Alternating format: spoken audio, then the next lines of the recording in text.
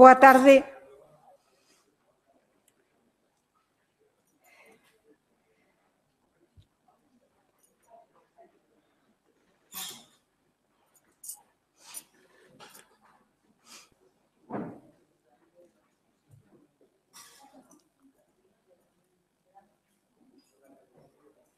Imos entón retomar as sesións de traballo que comenzamos pola mañán e que teñen como... Agora sí. Como protagonista a Mari Quintero, fotógrafa, retratista e empresaria emprendedora, e compre nesta sesión da tarde que inicie o traballo Marián Mariño Costales, que, como vedes no papel, que así sempre técnico e en negro, pon técnica da Comisión de Igualdade do Consello da Cultura Galega, pero como a verdade normalmente sole ter cores e en tecnicolor, Marián é unha persona imprescindible no traballo desta comisión. E o mesmo que vamos a ver agora na cartografía de Mari Quintero, en todas as outras que se fixeron na comisión e en casi todo o traballo. É dicir, a mí me gusta moito a poesía e, entón, retomando as palabras do poeta neste caso, ela é das imprescindíveis. Entonces, a ela lle compre ahora explicar a cartografía da obra de Mari Quintero no álbum de mulleres, que a partir de hoxe formará parte de toda a documentación que elabora a comisión e que, por tanto, se podrá ver e descargar. Así que, Marián, agora te toca a ti, eu me vou ali porque vexo mellor. Vale, moi ben. Moitas gracias, Encarna. Bueno, boa tarde. Eu, basicamente, en moi pouquiño tempo, o que vou facer é presentarvos a cartografía de Mari Quintero e tamén vamos facer un breve repaso polo álbum de mulleres, onde está a cartografía. O álbum de mulleres é un proxecto da Comisión de Igualdade, como dixo María Xosé Agra pola mañá, un centro de documentación digital con as súas características. E, bueno, vamos a entrar. Como se chega ao álbum de mulleres? Pois ben, entrades en el Google e poñedes álbum de mulleres ou ben desde a página web do Consello da Cultura Galega, que é esta, desde o inicio, os ides abaixo de todo, e hai unha cousa que pon aquí, álbum de mulleres, pois xa estaríamos no álbum de mulleres. En este momento vedes que aí está en portada Mari Quintero e que despois de baixo hai unha serie de outras mulleres, non? Cada vez que facemos unha nova, incluímos algo novo dentro do álbum, o poñemos aquí en portada. Acabarei falando da cartografía do álbum de mulleres. E aquí o que temos en principio é o que lle chamamos biobibliografías. As biobibliografías están dedicadas a mulleres dos diferentes ámbitos da cultura galega relacionadas coa Galiza, e todas elas teñen a característica de estar mortas. Desta maneira, pois eso, intentamos recuperar, digamos, a produción de mulleres no pasado. Todas as cartografías son de diferente autoría, isto é dicir, temos exactamente en este momento publicadas 123 biobibliografías. Isto quere dicir que temos 123 colaboradoras e colaboradores en menor medida. A maior parte da xente que produce estes textiños pequenos son autoras, e as biobibliografías se compoñen disto, dunha foto de portada, non? Relacionada coa muller, un pequeniño texto introductorio, e todas están complementadas no caso de que as mulleres tiveran algunha produción literaria, artística e demais, non? Un espacio que se chaman extras de a muller en cuestión, despois hai extras sobres, todo o que pudo haber en prensa, en libros, sobre estas mulleres ou relacionadas co mundo, co seu mundo e co seu momento histórico, constan tamén dunha galería fotográfica, ligazóns de interese, caso da velas, e a bibliografía consultada. E, máis abaixo de todo, pois, en caso da vela tamén, pois, se recollen as obras das diferentes mulleres. As biobibliografías non son estudios exhaustivos, pretenden abrir portas, non? Ser un primeiro paso para a xente interesada que quera seguir afondando nas figuras propostas. A maior parte delas son individuais, pero tamén temos biobibliografías colectivas, como a de meigas, como a de antigas galaicas, como a de as abadexas en Sobrado de Tribes, por exemplo.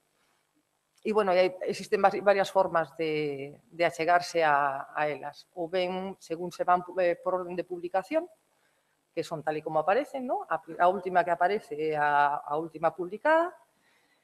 Despois se pode ir por ámbitos de ocupación, que intentamos eso. Son docente, literario letras, artístico. En artístico era onde deberían de aparecer as fotógrafas, que de momento non temos ninguna, pero, bueno, esperamos que a raíz destas xornadas contemos con colaboracións para poder incluir algunha fotógrafa. Temos tamén empresarial, profesións liberais, médico sanitario, medios de comunicación, doméstico, que a maior parte das mulleres que están no álbum, pois, ademais de, tamén se ocuparon de tarefas domésticas, xurídico, político institucional, investigación científica, relixioso, marítimo, agrícola e gandeiro, deportivo e agrícola. Outro dos espacios dos que consta o álbum son as liñas do tempo. Temos dous modelos de liña do tempo. Unha é interactiva, que se pode visitar no propio álbum. Tarda en cargar, tarda o seu, pero, bueno, son por orden cronolóxico, desde o medievo hasta a actualidade, se aportan datos. E despois temos a segunda liña do tempo, que é un documento PDF, que un simple documento que se descarga, un documento de descarga, que ampliamos anualmente. Ahora mismo estamos traballando na 10ª versión. E, bueno, o que facemos é a Comisión de Igualdade, desde os seus comenzos, foi acumulando unha pequena bibliografía, un arquivo, ademais, e todos esos materiais o que facemos é verquelos nesta liña do tempo, en orden cronolóxico. E, bueno, é un documento, eu creo que bastante útil, e intentamos, pois, eso, abarcar todos os órdenes da vida social, da vida cultural, económica, e se divide en tres apartados. Un está relacionado co mundo, outro a nivel Estado e outro a nivel galego. Bueno, que isto podemos ver tamén a nivel interactivo. Temos Galicia, territorio español, que cambia, e mundo, sería esas tres divisións. Logo temos os especiais.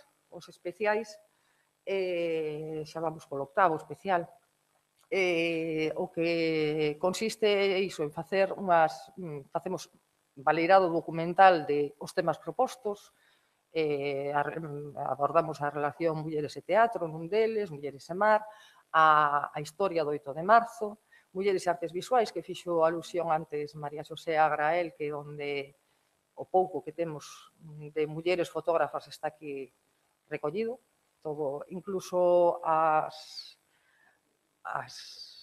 os catálogos, as exposicións ás que fixo referencia Natalia pola mañán tamén están aquí recollidas, as feitas por Alecrín nos anos 90. Bueno, decir que o último especial que elaboramos foi o do aborto, que os estrenamos o ano pasado, e está construído un dos proxectos, outro dos proxectos que ten a Comisión de Igualdade, que levamos tamén desde 2005, 2006 con el, é un esforzo que estamos facendo na recuperación da documentación e da memoria do movemento feminista organizado. E, bueno, temos un arquivo que vai crecendo cos anos, bueno, leva o seu tempo articular e pouquiño a pouco llevamos dando saída, e digamos que o segundo elemento que publicamos con documentación do movemento feminista foi este especial aborto. Non entro en ningún deles porque máis que nada é amosarvos a web e que invitarvos a que entredes e que a coñezades. Bueno, todos os documentos que hai os podedes descargar, son de libre descarga. E o de aborto en concreto, pois eso, recolle documentación desde a década de 70 do movemento feminista organizado hasta a actualidade. Outro dos proxectos que tamén teñen acceso a través do álbum é a hemeroteca feminista galega A Saia, que esta presentamos o ano pasado, e de momento conta con a colección completa da revista Saia, que é a primeira revista feminista publicada na Galiza, no ano 82, consta de dous únicos números. A segunda revista que se publicou na Galiza é un ano despois, uns meses despois, que é Andaina, da que aquí reproducimos a toda a primeira época, que consta de 24 números e 3 especiais que están publicados entre o ano 83 e o ano 91. E, finalmente, tamén Publicamos tamén unha primeira entrega de Festa da Palabra Silenciada, que son 8 números que tamén forman parte dese período temporal, de 1983 a 1981. Bueno, todos os números teñen un índice e, ademais, aportamos un índice documentado que completamos, porque nas revistas feministas, no mundo das mulleres en xeral, o anonimato é unha cousa moi común.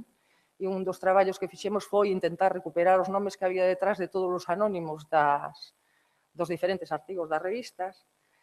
E este material aparece nos índices documentados que chamamos de cada un destes espazos que vos invito a visitar.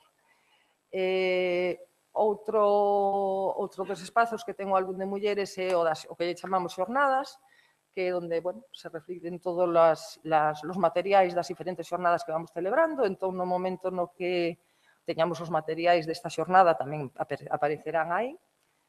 Temos, ademais, un apartado ligazóns, que tamén vamos ampliando, que tamén están divididos en varias categorías. A parte de accesorios da linguaxe non sexista, cuestións feitas por as administracións públicas, diferentes artigos, bibliotecas galegas, bibliografías en xeral. Despois tratamos concretamente mulleres na antropoloxía, na arte, na astronomía, no deporte, na filosofía. Según vamos facendo revisións, intentamos que irlas ampliando. E, finalmente, están as cartografías, que forman parte de un traballo de investigación documental que nos leva un ano. Van ligadas á articulación destas xornadas anuais que facemos en torno a mulleres de diferentes ámbitos. A primeira foi Xona Torres, nos adentrou no mundo da literatura. María Josefa Bonenburger, que é especialista, é unha muller dedicada ás matemáticas e á álxebra de grande sona mundial. Despois fixemos a xornada Olga Gallego Domínguez, que é unha das máis importantes, unha das máis importantes arquiveiras a nivel estatal, sobre todo a nivel galego, por suposto, pero tamén unha importante historiadora. Despois tivemos a xornada de Tereixa Navaza González e a súa cartografía do mundo do xornalismo, Mabel Rivera, do mundo do teatro, Elena Colmeiro, que é unha ceramista e escultora, foi a xornada do ano pasado, e este ano temos a Mari Quintero. Sobre todo, agradecer en todas as cartografías contamos con unha axuda fundamental a nivel documental, que son as propias mulleres das que falamos. En este caso, Mari Quintero foi fundamental para a elaboración da cartografía, porque, aunque ela decía que todo o material que ten o tiña moi desordenado, e algo sí, pero non era para tanto, conservou cantidade de material, notas de xornal. Xa teu pai o fixera antes, de conservar as notas de xornal que podemos reproducir, pero todos os programas das xornadas nas que asistiu, fotografías e demais, nos proporcionou moito material. E as cartografías se compoñen, a parte dos créditos nos que se pode ver as persoas que estamos implicadas na creación desta cartografía, que somos bastantes, moitas do Consello da Cultura, xente que se encarga do deseño da web, da digitalización, pedir permisos e demais, o apartado colaboracións, que aí, recollemos o nome das persoas, das institucións e dos xornais e das revistas especializadas en fotografía, neste caso, que nos deron permiso para reproducir os materiais que compoñen a cartografía. Desde o inicio da cartografía, xa vedes, hai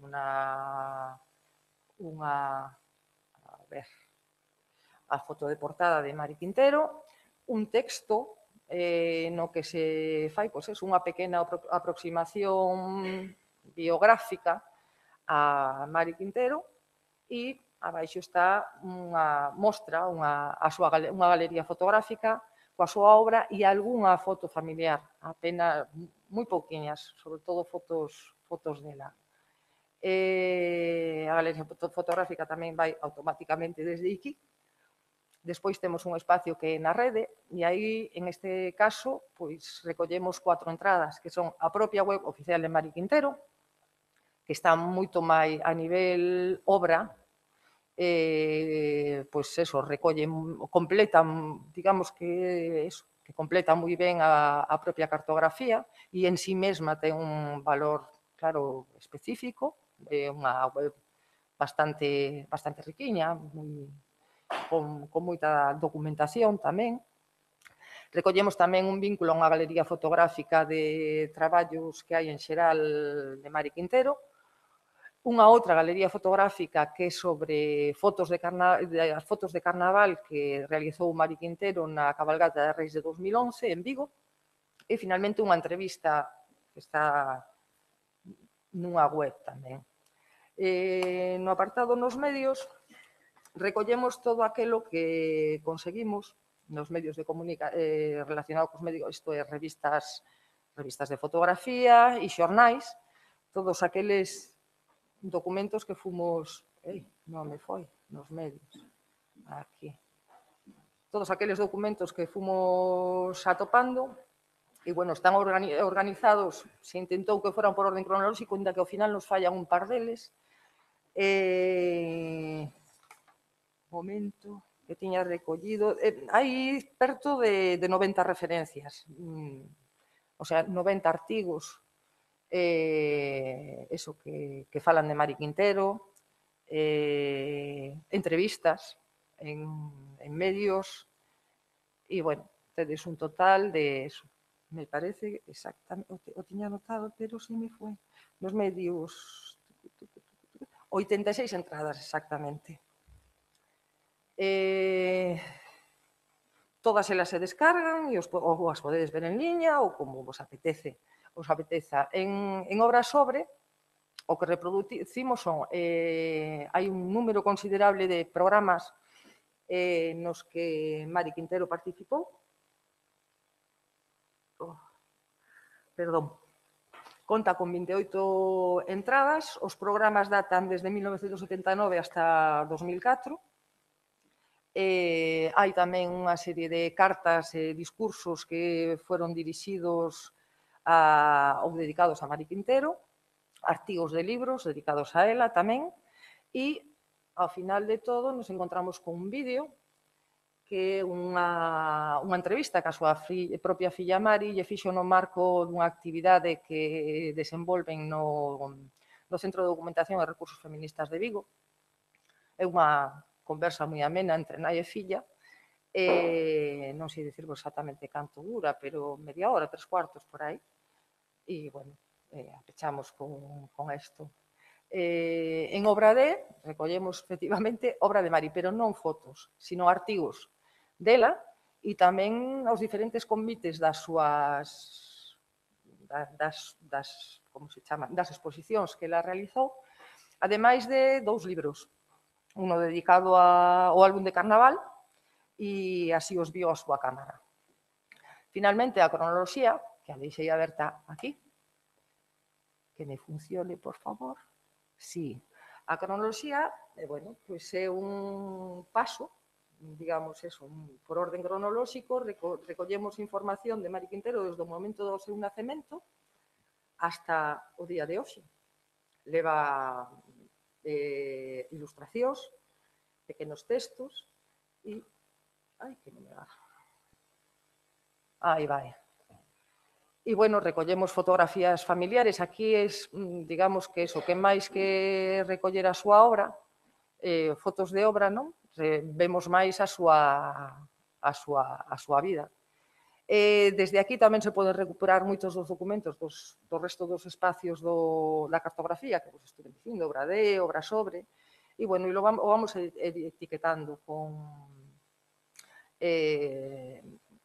o sea, según sea o tipo de información, pois bien biografías, recollemos novas de prensa que se poden ler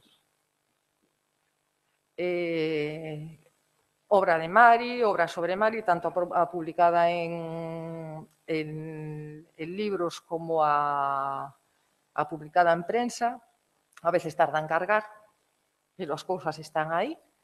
E, bueno, nada, convidarvos a todas a que visitedes o álbum de mulleres en xeral, que creo que merece moito a pena, e tamén a cartografía de Mari Quintero. Moitísimas grazas.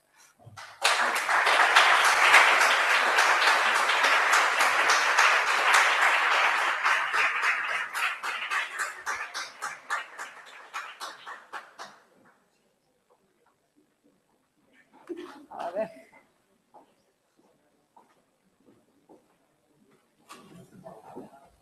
Sí, por favor.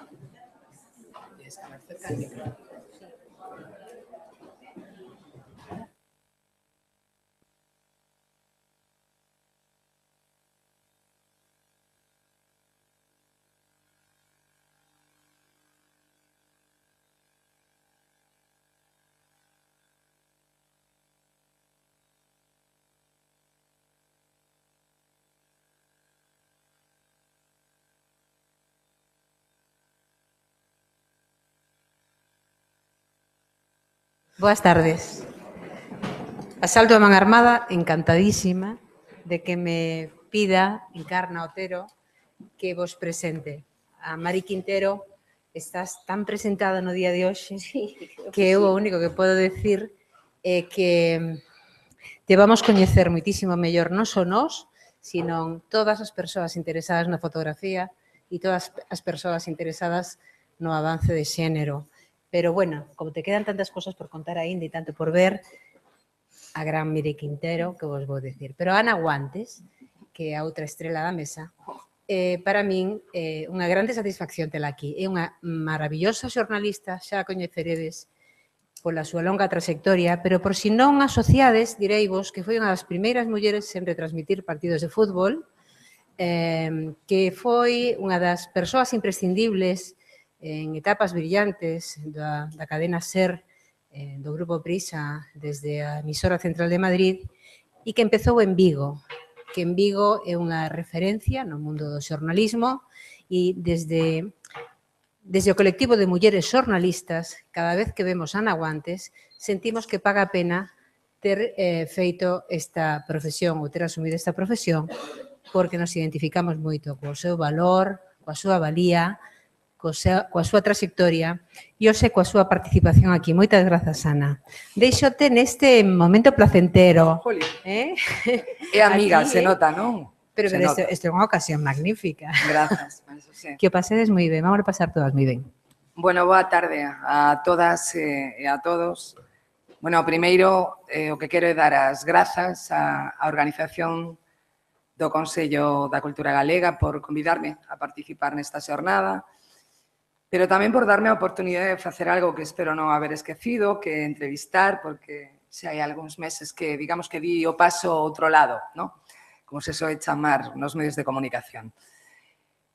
Por iso, ainda máis, é un placer para min formar parte deste grupo de persoas que hoxe está aquí a homenaxear a Mari Quintero, que é unha muller profesionalmente pioneira a tantas cousas, con unha vida persoal moi rica, unha vida persoal apaixoante e moi coherente co que foi a súa trayectoria profesional. A ver, levamos toda a mañán escoitando falar das técnicas, dos logros, do traballo de Mari Quintero.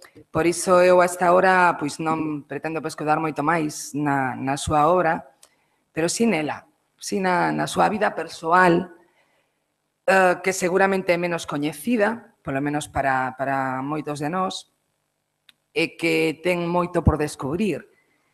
Eu a vostedes sí que me gustaría pedirles un esforzo, un pequeno esforzo, que é que se retrotraigan no tempo. É dicir, que non esquezan de que estamos a falar dunha época que non ten nada que ver coa nosa, de 60, 70 anos atrás, e que temos que situarnos nesa época, ainda que sexa difícil, porque é a única maneira de entender o difícil que tivo que ser e o sobresaínte que foi que esta muller lograra ser visible polo seu traballo. A esa Mari nena de Melide, a Mari adolescente de Lugo, a Mari muller de Vigo, é a que nestes 45 minutos, máis ou menos, pretendemos achegarnos esta tarde. E precisamente por iso eu quero agradecer especialmente a ela a súa disposición para falar dun regalo, porque é o máis íntimo que la ten, que é a súa privacidade, que non soe ser moi común que unha persoa coñecida como ela acepte falar diso, e que a mí me descubriu pois unha muller que non coñecía dende ese punto de vista. Por iso, moitas gracias, Mari. A ti.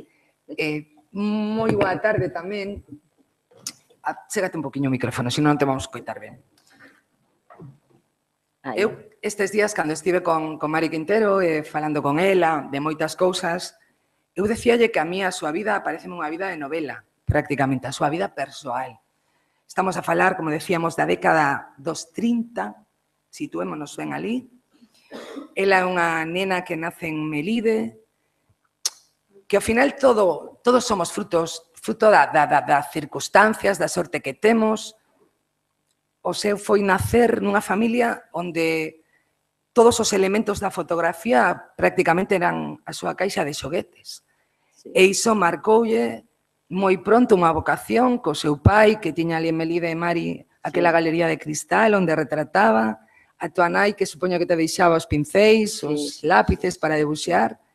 Que recordos tes daquela época que eras tan nena? De Melide, bueno, me vais a permitir que hable en castellano porque me defiendo mejor. Lo hablo mal y me da mucha pena quedar mal teniendo que pensar cómo lo tengo que decir en vez de pensar cómo. Ainda que fales moi ben o galego. Bueno. Non te va a pensar. Pero bueno, Melide, acabo de llevar una sorpresa porque ahí hay una señora, me la encontré ahora y me dice que viene de Melide y que la casa que teníamos nosotros, que resulta que era vuestra, ¿no? O la compró mi padre o se la comprasteis a mi padre, algo así fue. Y claro, me emocioné porque tantos años, bueno, tantos no, viví hasta los 9 en Melide, pero sí recuerdo de Melide la galería de cristal, porque realmente era algo inusual ver un techo de cristal, una pared de cristal, que además luego se manejaba con unas cortinas que tenías que mover según querías la luz y todas esas cosas. Y recuerdo pues eso, a mi madre, yo en aquel momento era hija única, fui hasta los 8 años que nació mi hermana y recuerdo de Melide, pues mis amigas, que aún me estaba hablando ahora de una precisamente, pregunté, ¿y aún vive? Me lleva un año, dije, igual no. y mi primera comunión, que también fue en Melide, y claro, son unos recuerdos que te quedan muy grabados, pero claro, no tengo demasiados por el tiempo, que están lejos, ¿no? Es claro. Que no corre más. Sí, porque non corre máis. O cable. Eso mismo, vale. Entonces, pues ese es el recuerdo que tengo de Melide y de mis amigas, que además éramos 3 marujas, y una era Maruxa, otra era Marujita y yo era Mari, para poder distinguirnos. Pues sí. Me acuerdo de esas cosas, que son, bueno, de muy pequeña, y de pintar allí con las cosas de mi madre, que me dejaba, porque además de aquellas los cuentos estaban en blanco y negro, y yo los pintaba, los ponía en color. Bueno, eso ya desde pequeñita. Unha infancia feliz, porque, feliz. Claro, e ademais, pero nunha época que a ninguén se lle pode escapar que era un momento moi complicado para este país. Con 4 anos, sí. Ti vives, aínda que non eras consciente delo, pero ela vive o golpe de Estado en Madrid. Está en Madrid porque vai ali coa súa nai, sí. Porque o seu pai quería que a túa nai aprendera a retocar cun amigo seu. En Madrid píllate o golpe de Estado. Sí. E a min contame, ti tiñas 4 anos. Sí, 4 anos. Sí. E a mí contame que a aventura de voltar a Melide, que foi unha odisea, que os atracaron en Pirineos, como foi? Ou non te lembras de moitos? Completa.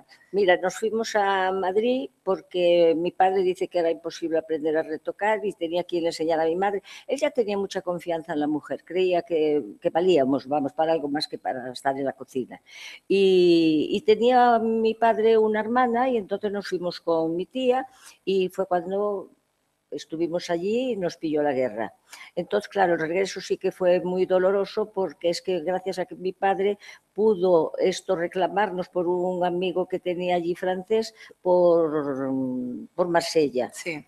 Y claro, pues yo recuerdo así visualmente, pues por ejemplo a mi madre que subía por un lado de un camión, lo cogía un militar y le decía, señora, ¿por dónde la cojo? Por donde pueda. O sea, que mira qué miramientos. A mí ya me habían subido, pero porque no iba por el sitio de subir fácil, sino por donde estaba ya la barandilla o lo que sea. Y después recuerdo, pues en la frontera, que a mi madre pues la despojaron absolutamente de todo lo que tenía valor. Le quitaron el dinero, le quitaron, parece ser que no le quitaron una medalla, porque yo me eché a llorar. De eso tengo una pequeña idea. Y claro, la casualidad de que yo no sé por qué razón, pero la persona que nos tenía que recoger allí no apareció. Y entonces te imaginas a mi madre con una niña, bueno, pues me imagino que llorando, sin saber hablar francés, vamos, yendo de Melide, ya me contarás, ¿no? Y en aquella época. El caso es que un taxista le dimos mucha pena, que era español, y nos vio y dijo, bueno, pues os llevo a casa de mi hermana, que eran además andaluces, y en esa casa pues estuvimos esperando a contactar con la persona adecuada y bueno, a partir de ahí pues ya no hemos tenido problemas, pero mi madre me dijo que si no llega a tenerme de la mano, que se hubiera tirado por el puente. Qué horror. Sí, sí. No podía ver películas de guerra después. Yo ahora tengo estado en Lugo con ella en el cine y salir de alguna película. Claro, yo me lo imagino. Fíjate que a mí resultame super interesante o papel dos teus pais, do teu pai e da tua nai, porque, insisto, 60 anos atrás, vale? Sí. Eran pais diferentes. Diferentes. Para aquela época, porque ti falabas, bueno, o meu pai xa creía, non, no traballo das mulleres, pero a tua nai, que se vai para Madrid soa, por moito que fora unha familia amiga, pero cunha nena de 4 anos, que vai aprender a retocar, que volta soa para Melide despois do golpe de Estado en plena guerra. E logo o papel do teu pai, que a mí me parece, o sea, bueno, brutal, brutal. O sea, que o teu pai non solamente creera na tua nai, que creera en ti, que apoyara que foras para Madrid. É dicir, a súa mentalidade coas mulleres que o gallá, oxe, todos os homes como teu pai. Sí, pero yo me estoy acordando de mi madre y lo estoy pensando ahora mismo, que quizás los genes que tenemos en la familia de todas las mujeres, que me parece que somos todas, pues probablemente venga ahí de mi madre, mira por dónde. Sí. Sí, sí, lo estoy pensando. Porque es que de verdad irse a Madrid, no sé, es así un poco. Claro, yo de aquellas tampoco no era muy consciente de las cosas que pasaban. Ahora, cuando la recuerdo con la crítica del tiempo, me doy cuenta de que hemos vivido aventuras y cosas que las que he vivido yo, pues creo que ninguna niña de mi edad, de todo el entorno, ha pasado nada parecido. No, pero eso decía, y mi padre, pues ya te digo, también un hombre vanguardista que vamos. Avanzado para a época. Sí. Mira, para decirte lo avanzado de mi padre, solo te puedo decir una cosa y con eso lo digo todo. Cuando la primera exposición de Lugo de los 15 años, mi padre era Fotografía Quintero. Sí. Y resulta que ya me dijo, Mari, firmas con tu nombre. Mari Quintero, con 15 años. Y aquellas fotos ya estaban firmadas con mi nombre. Y a los 17 o así, él tenía su estudio en Santo Domingo y a mí me puso uno en casa separado. O sea, me dio una independencia, vamos, sin mayoría de edad. Década dos 40, máis ou menos. Eu vou insistir moito en isto todo o rato, sí. Pero para que tiñamos claras algunhas cousas, porque ademais miro que aquí hai xente nova, seguramente o millor non chegades a entender as cousas. Época daquela, Mari. En el 47 hice la exposición de los 15 años. Ti ibas ao cine? ¿Hay alguien que me pueda igualar en edad? Por ahí. Creo que alguien cumplió los 15 años en 1947, que levante la mano. Ay, Dios mío, soy la más vieja. ¡Qué horror! Para comprender algunhas cousas, Mari, por exemplo, é certo que non que tiñas que ir con calcetíns ata os 18 anos? Mira, eso lo voy a contar sobre todo para la gente que es muy y que yo reconozco que tenéis muchos problemas en este momento, no precisamente por ser mujeres, que yo creo que eso ya está pasando un poco de moda, pero yo viví la vida de fotografía, hice lo que quería, lo que me daba la gana, me apoyaban en todo, pero mi vida personal era pues con todas las rigidez que pasábamos las chicas de aquellas. Hasta los 18 años no nos permitían poner medias, no nos permitían poner tacones. Era cuando nos presentaban, es como si aquel día, no sé qué es lo que pasaba, vamos, había movido el mundo. Y poníamos mantilla española en las fiestas de... En Semana Santa. Íbamos a la catedral para ver en la puerta las películas que podíamos ver. Yo me acuerdo que echaron Hilda, que bueno, yo después cuando la vi, porque queríamos verla, pero nada, y como no la pude ver, después de que nos casamos, me pilló, fuimos a Madrid de viaje de novios, me echaron en un cine de barrio y dije, por favor, llámame a ver, ¿qué pasa con esta película? Y luego una decepción. Y luego antes que se quita y una bofetada, nada más, ¿no? Pero bueno, y tú sabes las cagadas que te entraban de lo que te ponían, bueno, eso no explico a contar. Y el noviazgo, claro, yo ahí sí que me pasé porque, fíjate, tenía 17 años cuando me hice novia de Pepe, o sea que no había llegado a las medias. No, ainda con calcetins. Pero me acuerdo que era tan estricto, que un día estábamos en el parque de Lugo paseando por la mañana, y en ese momento estábamos apoyados así en la barandilla, y me tenía que así el brazo por encima del hombro, y viene un guardia y me dijo, eso no es forma de estar en un parque público. Dios mío, no nos podíamos coger ni de brazo ni de la mano solo cuando nos veían, claro. Pero de verdad que fue una tragedia. Y luego, pues la tragedia de... Me caso en septiembre, en enero muere el padre de Pepe, y nos hemos puesto los dos absolutamente de luto riguroso. Canto tempo. Toda de negro, mi marido con el brazalete ese que se llevaba, con velo, y un año, sin poder ir al cine, sin poder ir a una fiesta, recién casados, os podéis imaginar. Es más, cuando cumplió el año, porque además, claro, era todo una estupidez, porque igual que fuimos ese día que nevaba, podíamos haber ido 2 días antes que no había nieve, pero había que cumplir el año. Y bueno, también recuerdo algo que... Bueno, y los piropos que os echaban por la calle. Pues sí, porque yo recuerdo... O sea, era la época de los piropos, que ahora las mujeres han querido que desaparecieran, será porque son más groseros, pero que en aquel momento teníamos muchos piropos y la verdad es que nos gustaban. Y iba yo con mi velo, con 20 años, y toda de negro, y me acuerdo que me echaron el piropo y me dijeron, debió de haber muerto algún ángel en el cielo porque la Virgen va de luto. ¡Anda ya!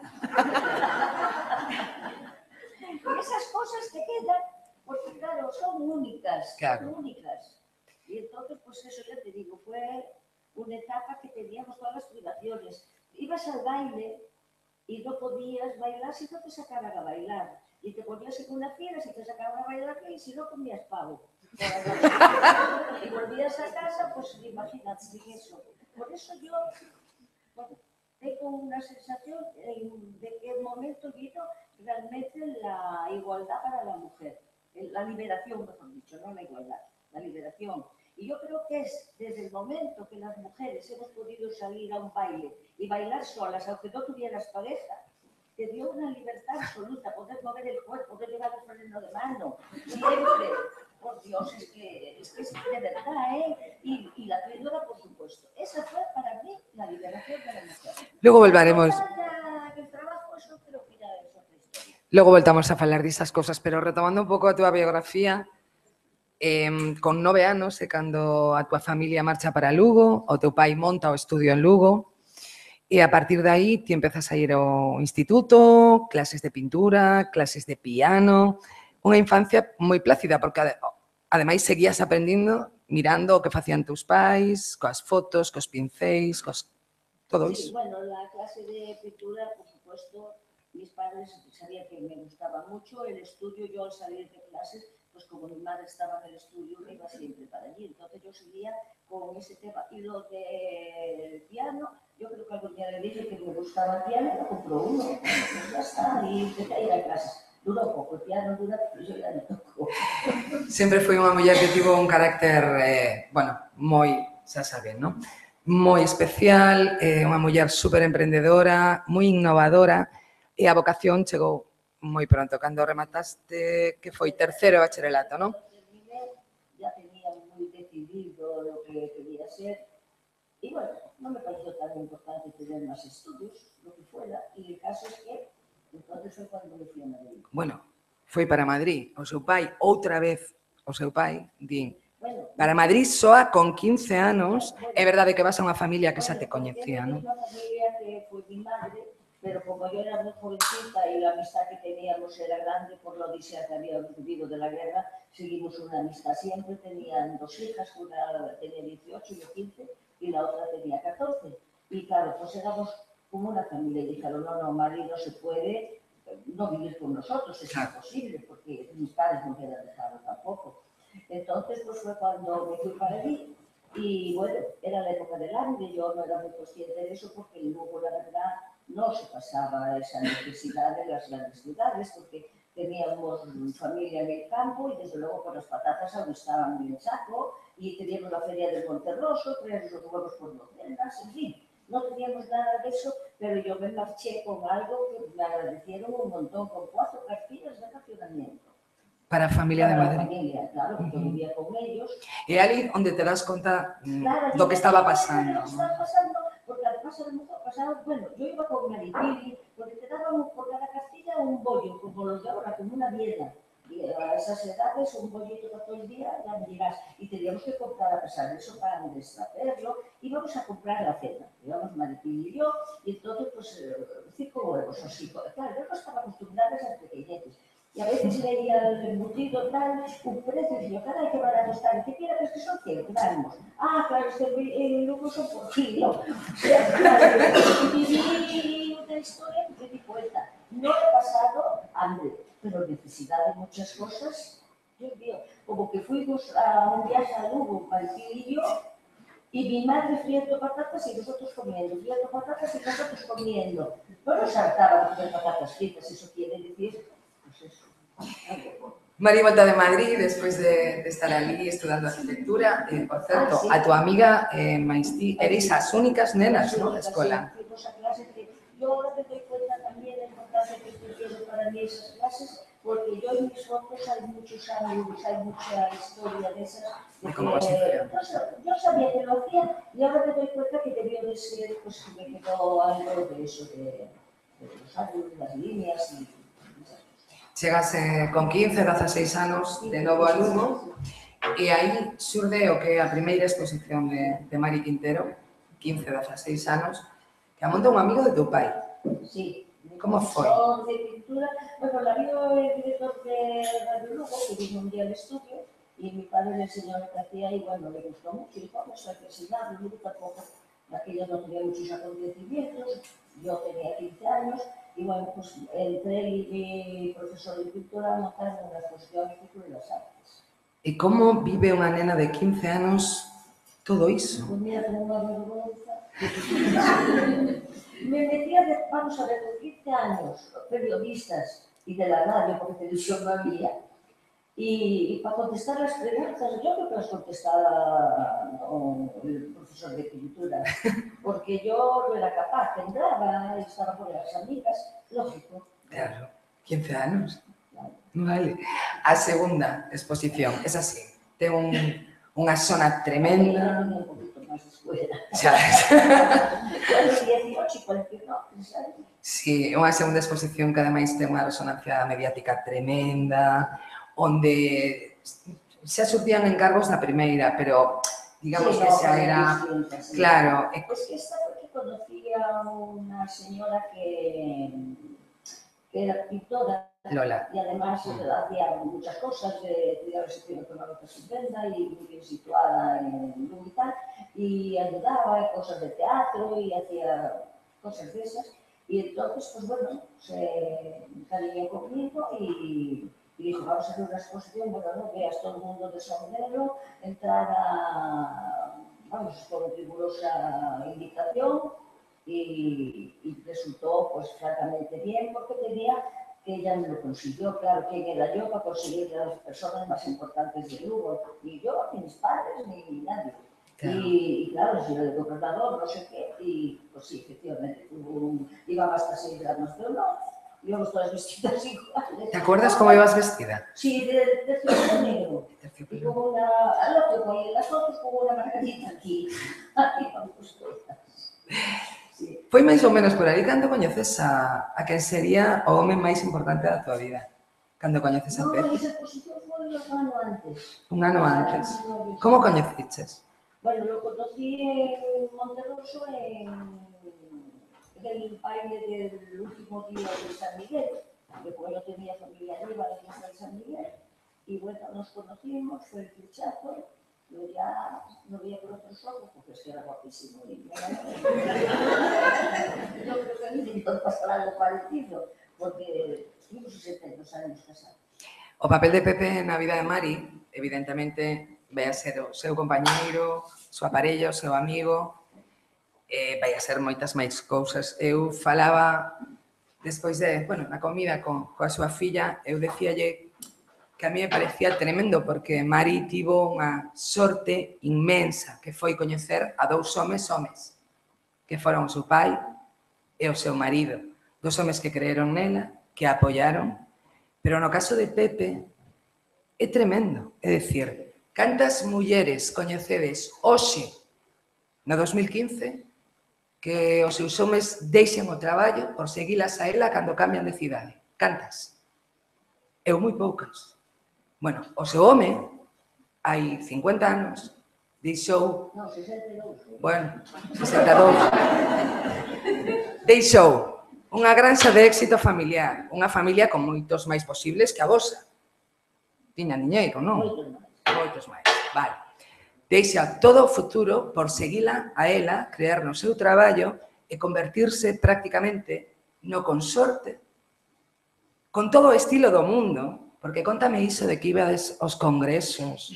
Como erais? Claro, porque era a única muller que iba aos congresos. Yo pude ir a los congresos gracias a que venía conmigo. Porque yo no podría salir y andar por toda España y luego al extranjero, yo sola. Era impensable, porque es más, si él hubiera dicho que no fuera, pues lo hubiera casado, me imagino que bien, no, eran aquellos tiempos, tampoco tomaban las cosas así, decir, bueno, a la larga, bueno, pues me voy, pero no me ha hecho falta. Y entonces, pues efectivamente, para nosotros los congresos eran unas vacaciones fantásticas, porque yo nunca tuve.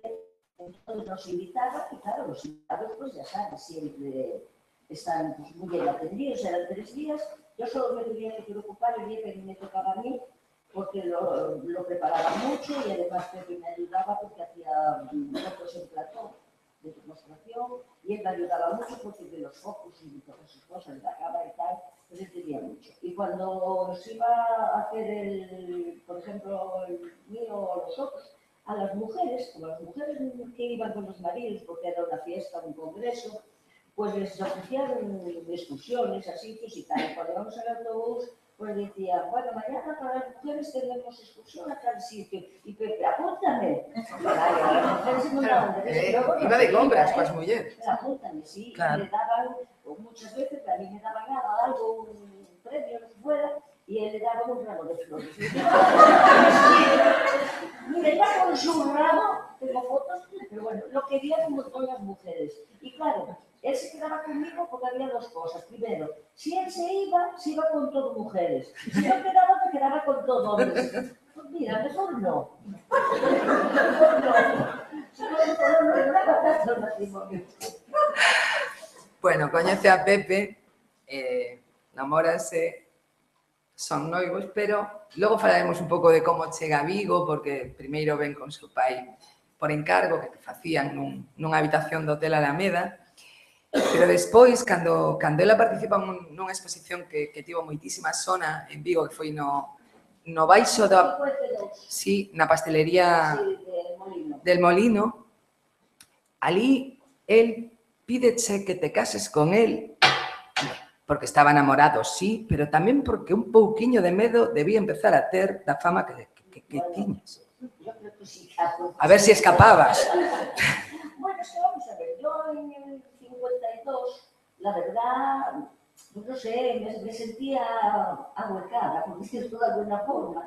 Y bueno, pues no sé, tenía muchas entrevistas, estaba muy animada, los chicos me cortejaban y claro, yo... Se empezó a Era asustar. enamoradísima de Pepe, Ya. por supuesto, pero tampoco me parecía el momento, mira, podríamos esperar un poquito más. Resulta que mi padre invitó para esta exposición a unos cuantos amigos de Lugo, de los que vino pues, Pepe, y nos invitó a todos a Playa América un fin de semana. Y al día siguiente, pues sí, estábamos en la playa y no habíamos hablado nunca de boda, para nada, pero me dijo, bueno, si tú quieres nos casamos. Y dije, bueno, pero no os perdáis porque nos casamos. ¿Y cuándo? Porque esto fue en julio, me parece. Y bueno, ya decidí que sí, porque yo dije, mira, si ahora digo que no, a lo mejor no me lo vuelva a pedir. Así que... Mejor sí que eso es pasajero. Porque yo venía allí y era una reina. Llegaba luego y ya me ponía en el suelo y ya la cosa no era lo mismo. Y dije, no, mejor ahora. Y entonces dijimos, oye, pues nos tenemos que casar. Vamos a ver, era eso, pues nos tenemos que casar en septiembre. Porque queremos estar casados, esto para el San Miguel, que era el 29, y para el San Froilán, que era el día 5. ¿Pero por qué? ¿Por qué? Pues porque podíamos salir de noche hasta que quisiéramos y teníamos permiso para poder acostarnos juntos. Sí, claro. Claro. Eso es una ventaja. Sí. Y después nada, pues casi 3 años de novios así, con tanta dieta. Así fue. Empezaches a traballar en Vigo por encargo, viñas de vez en cando co teu pai para facer iso nunha habitación do Hotel Alameda, que debía ser tremendo aquelo, porque o hotel era como a túa casa, entrabas por ali, saías... Pero el hotel tenía una ventaja y era que ya para entonces las camas se levantaban, se encontraban en la pared. Sí. Y entonces pusimos en una habitación las salitas de espera y en la otra hacíamos fotos. Fíjate que quería usted allí para hacer fotos, pero allí empecé a Rosita Yace, José María Sebane, y luego lo que sí hacía era todo lo que podía en domicilios.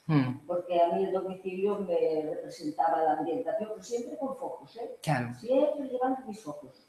Despois xa de casarte, creo que xa tiñas primeiro fillo cando montades o estudio en Vigo, non? Xa foi unha etapa xa de consolidación, non? Cando montas o estudio en Urzai. Sí, pues escogimos, claro, como yo era mujer, en aquel momento, pues había que pensar que éramos una familia, o sea, que yo tenía que estar en casa y el estudio era muy grande, 200 metros, bueno, nos llegaba para las dos cosas. Y bueno, pues alquilábamos un segundo piso, alquilamos. Y nos lo alquilaban a Pepe ni a mí. Y ya tenía yo 23 o así, que bueno, total que tuvo que alquilarlo mi padre. No éramos solventes, porque se ve. Y efectivamente, pues empezamos en Vigo y bueno, hay algo muy curioso en ese comienzo de Vigo. Y es que aquellas personas, la YET total, vamos, lo era, porque cuando hice la foto de Puesta del Árbol de las hijas de Enrique Lorenzo, que también fue la mía, o sea, tuvimos la misma edad, le hice la foto en casa y resulta que esas niñas, cuando se pusieron de largo, pusieron un surtidor de champán en el jardín. Ese era el ambiente de Vigo. Era un Vigo potente. Y las casas, las alfombras hechas a todas a medida por la fábrica de Santiago. Bueno, las calles eran impresionantes. Yo es que me parecía que estaban Hollywood o algo parecido. Pues mira, esa gente tan importante, en cuanto yo puse mi estudio abierto al público, pues olvidaron un poco de mí. ¿Ah, sí? Sí. Me querían en exclusiva. Bueno, lo digo por decir. Claro, porque eu iba a facerlle precisamente esa pregunta, non? É dicir, ti, de algún xeito pasas a ser unha mimada. Dalle, entras nas mellores mansións, nas mellores familias... Por la Puesta del Árbol de las hijas de Gonzaconca, la boda de uno de los Vieiras, me llamaban para trabajos excepcionales y claro, vendía solo para eso, marchaba y luego el periódico ponía en Ecos de Sociedad, recibimos hoy a Mariquín Tero. O sea, era un sueño. Para mí fue un sueño totalmente. Pero bueno, luego empecé en el estudio, ahí sí que fui muy atrevida, ahí sí que más que mi madre vida no vivía. Sí. Porque vamos a ver, yo en Lugo vivíamos con mis padres. tenía el estudio en casa y tenía a mi padre que me ayudaba, pero iba a tener su granja porque estaba muy cerca. Y además aquella no sabía nada de eso. Y tenía a mi madre para todo lo de casa, porque yo estaba muy cómoda. Y claro, en cuanto me fui para Vigo, me encontré sola, no tenía empleados, no tenía nadie, y con la fotografía. Claro, pues tenía que hacerlo prácticamente todo y aquellas todo era artesanal hasta que empecé a coger gente, pero claro, tardé un tiempo, porque luego entró Ana, pero entró con 12 años, luego con 18 y tuve que enseñarlas a todas. Todas mulleres? Sí, todas mujeres. No sé, no pertenecía a este grupo, pero sí, todas mujeres. Ya ves. Y bueno, pues luego me empezó a ir muy bien, llegaron ya los tiempos de tanta empleada, de tanta cosa. Pero fue maravilloso. Es que de aquellas hacíamos falta para todos, porque no había cámaras. Y además, pues, ¿qué pasaba? Había mucha gente que había marchado a Suiza y por ahí, y les mandaban dinero a los abuelos aquí, compraban un vestido a la niña y tal, y tenían que venir pues, a hacerse una foto para mandársela A xente que estaba fora, ¿no? Para que estaba fuera, claro. y los grupos familiares, todo. O sea, vamos a ver, no había ningún evento en una casa que realmente no fuera el fotógrafo. Daba igual el cumpleaños con las velitas, el bautizo, todo. Y claro, o que máis era ya comuniones e bodas, eso ya era... E a túa capacidade de adaptación, Mari, o digo porque, por exemplo, na túa primeira época decíamos prácticamente eras a nena mimada da Jez, que lles gostaba levarse en exclusiva as súas mansións, pero, por exemplo, fuches a fotógrafa da movida.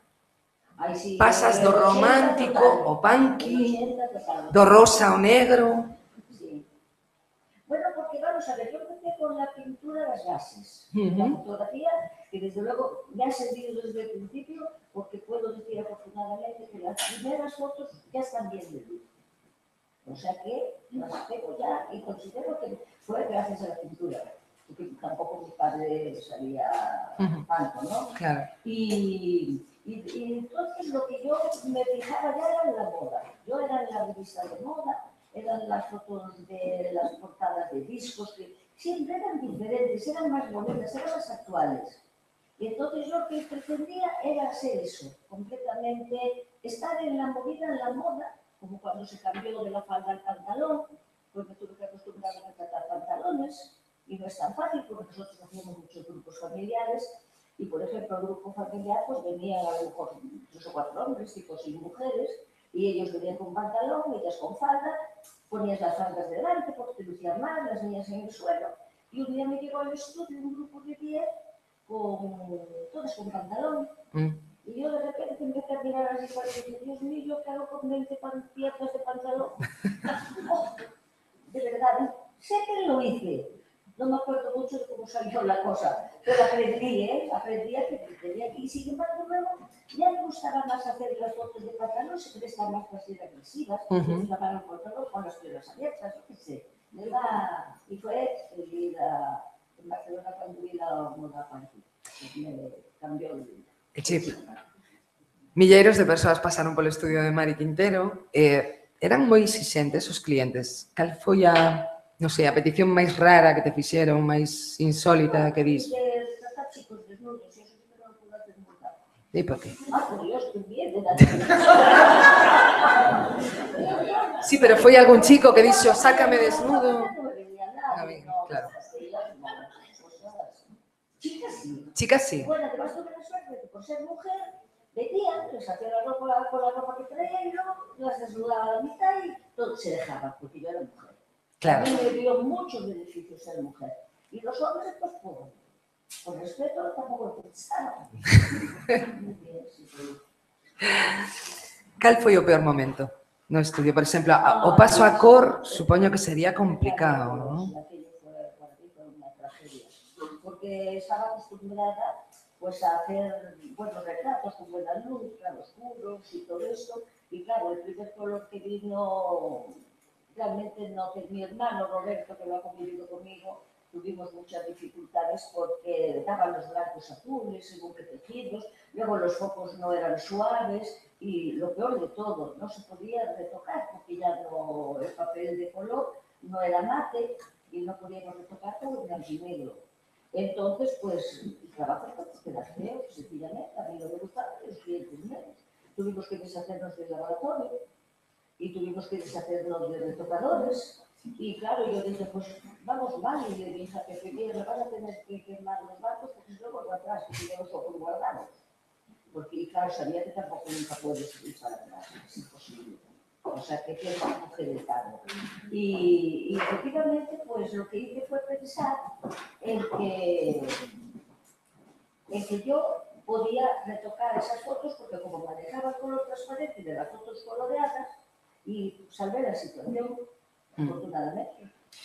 A familia sempre ocupou un lugar primordial na tua vida e, ademais, cunha familia que prácticamente tomou o relevo de todos. Tío, tomaches do teu pai e da tua nai, os teus irmáns, os teus fillos, os sobriños. Agora é curioso tamén, eu comentaba con Marta, que ao final as túas fillas van a pechar o círculo do teu marido. Tu marido saiu de Monterroso da Granxa para seguirte a ti e as túas fillas voltan a Granxa despois de estar na fotografía para... Eu miro. Sí, porque además yo creo que él ya tenía una granja muy especial y claro, a quedar en manos ajenas pues las cosas no siguen diciendo, ¿no? Y ahora él vio que Marta ha conseguido pues mucho más de lo que él pensaba, vamos. Porque nosotros pensar que alguien pudiera comprar unas galletas a la granja desde Monterroso, vamos, que esto aquí. Y resulta que sí, que lo ha conseguido. Bueno, para rematar eu quería facerche... Que rápido pasou o tempo, por favor. Unhas preguntas así máis ou menos rápidas que son de curiosidade, pero sí que hai unha pregunta que para mí é importante. A foto de estudio morreu, Mari? Sí. Vamos, considero que no es necesaria. Eso es como hacer una pintura, por ejemplo, ¿no? La haces, pues bueno, pero no. No porque cada uno tiene sus cámaras y tiene la ventaja de que cogen el momento oportuno y eso ya no lo evita nadie. Creo yo, vamos, yo ya lo debía hacer bastante tiempo, ¿eh? Tiveches tamén unha época que, bueno, de algún xeito tiveches unha certa incursión na fotografía política. Hai unha foto de Beiras que marca, bueno, polo menos ten moita zona de Fraga. Foron fotografías fáciles de facer? Sí, sí. Vamos, Beiras era máis guapo. Pero Fraga tamén se fijó maravillosamente, o sea, se dejó hacer todo. Estábamos las mujeres, María, Ana y yo. Y la verdad es que me gustó, porque además venía con una cantidad de gente que yo ya me empecé a temblar. Y en el video ya le dije, don Manuel, por favor, ¿dentro son usted? Dijo, ¿usted manda aquí? Y efectivamente, y tuve la osadía que yo era muy osada, reconozco que muchas cosas que hice, hoy no las haría, pero como tenía tanto entusiasmo que yo quería que aquello saliera así, pues me lanzaba con lo que fuera. Y cuando se marchó le dije, don Manuel, quiero pedirle un favor, que venga a recoger esas fotos personalmente. Y vino. Pero si yo hoy no lo haría, le daría vergüenza, será porque soy un poco más educada ya, no lo sé. Pero de verdad, y a los novios, ¿sabes lo que es aquellos novios que eran bajitos? Non sei. Les ponía libros debajo de los pies. Y nunca me dijeron nada. Creo que al salir del estudio me habrán echado maldiciones. Pero no fueron capaces. Yo lo pongo del vestido de la novia. Hombre, vamos a ver, procuraba evitarlo, porque si podía quitar los tacones a la novia. Pero claro, mira, en fotografía, como más pones a la novia delante, si es más alta que él, el efecto todavía es superior. Y entonces, pues les ponía, y bueno, pero se encantaba un poquito, pero se encantaba. Unha cousa que ti eres fotógrafa. A ver, unha dúbida que eu sempre tiven. É certo que hai caras imposibles de fotografiar ou é un problema de que hai un mal fotógrafo? No, ni uno ni el otro. No es imposible que, vamos, es imposible el que no puedas hacer una foto ahora, buscándole la luz, el ángulo. Ahora, también necesitas que coopere contigo. Si es una persona que no quiere cooperar, que no quiere que le hagan fotos, que se pone rígida, cuesta mucho trabajo, pero si no, con la luz, la iluminación y el retoque... A foto que nunca fixeches e que te quedou por facer. De quen? Grace Kelly. No tenía ganas de retratarla que hasta soñaba, porque era tan guapo y tan elegante, y luego, por ejemplo, Fernando Rey me hubiera encantado. No, mucha gente. Además, tuve mucha que me gustó mucho, muchísima. E dúas cousas máis. A primeira, Sempre te escoitei decir que o teu objetivo na tua trayectoria profesional foi a búsqueda da luz. Atopache la final? Atopaches esa luz que sempre estabas a buscar? Lo que pasa es que al principio yo la luz la tenía clara con mis ojos. No había problema, porque además había otra cosa que con tanto trabajo yo simplifiqué todas esas teorías que había que hacer, como está siempre con el fotómetro.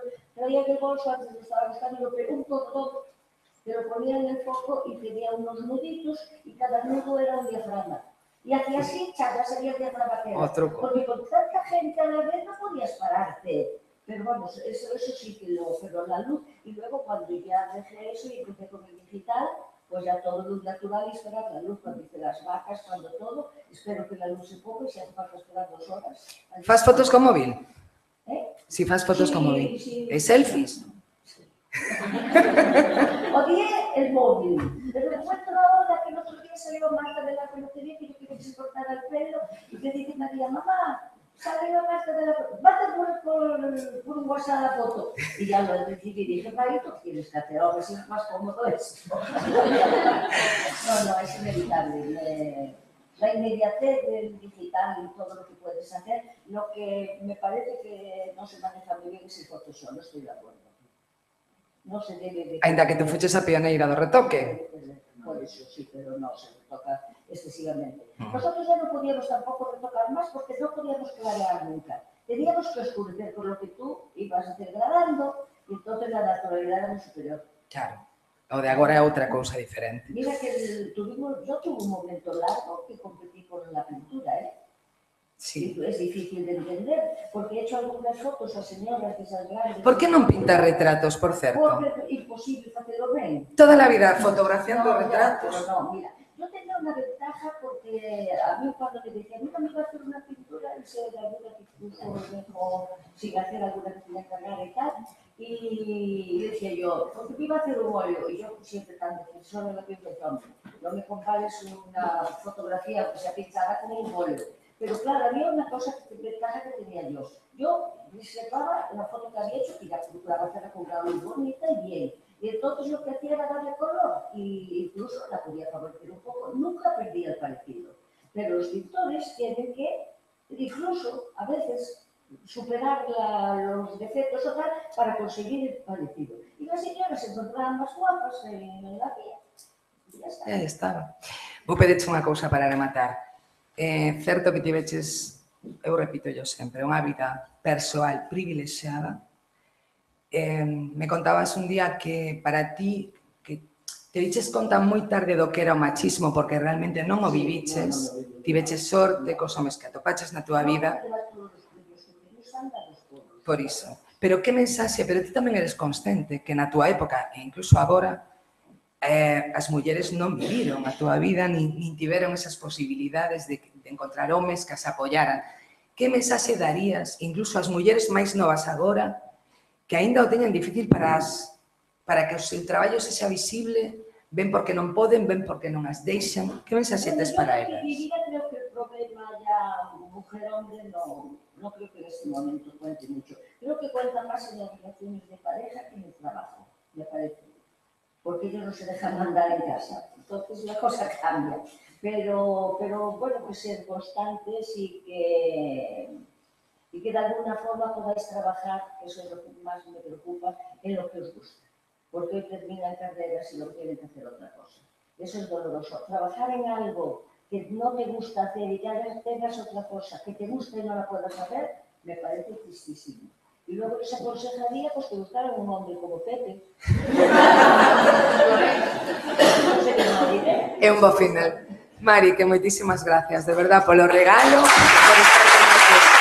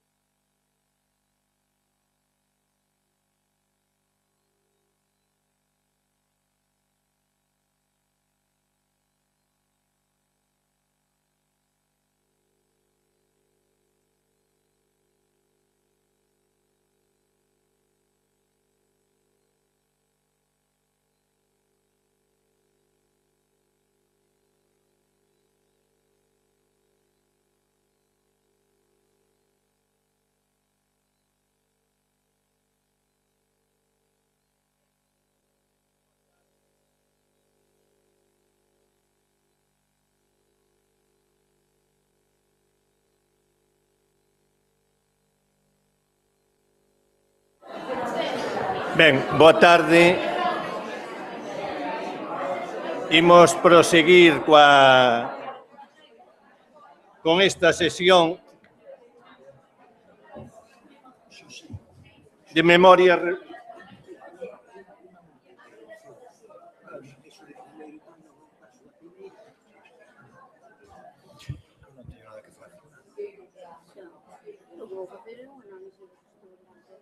Imos comezar esta sesión, esta mesa redonda de reflexión e debate, na que intentamos, pois, seguir aportando achegas alrededor desa perspectiva tanto da fotografía da época como da protagonista da xornada, fotógrafa e autora, e, por tanto, para iso temos tres especialistas que intentamos que nos den tres perspectivas que creo van ser complementarias.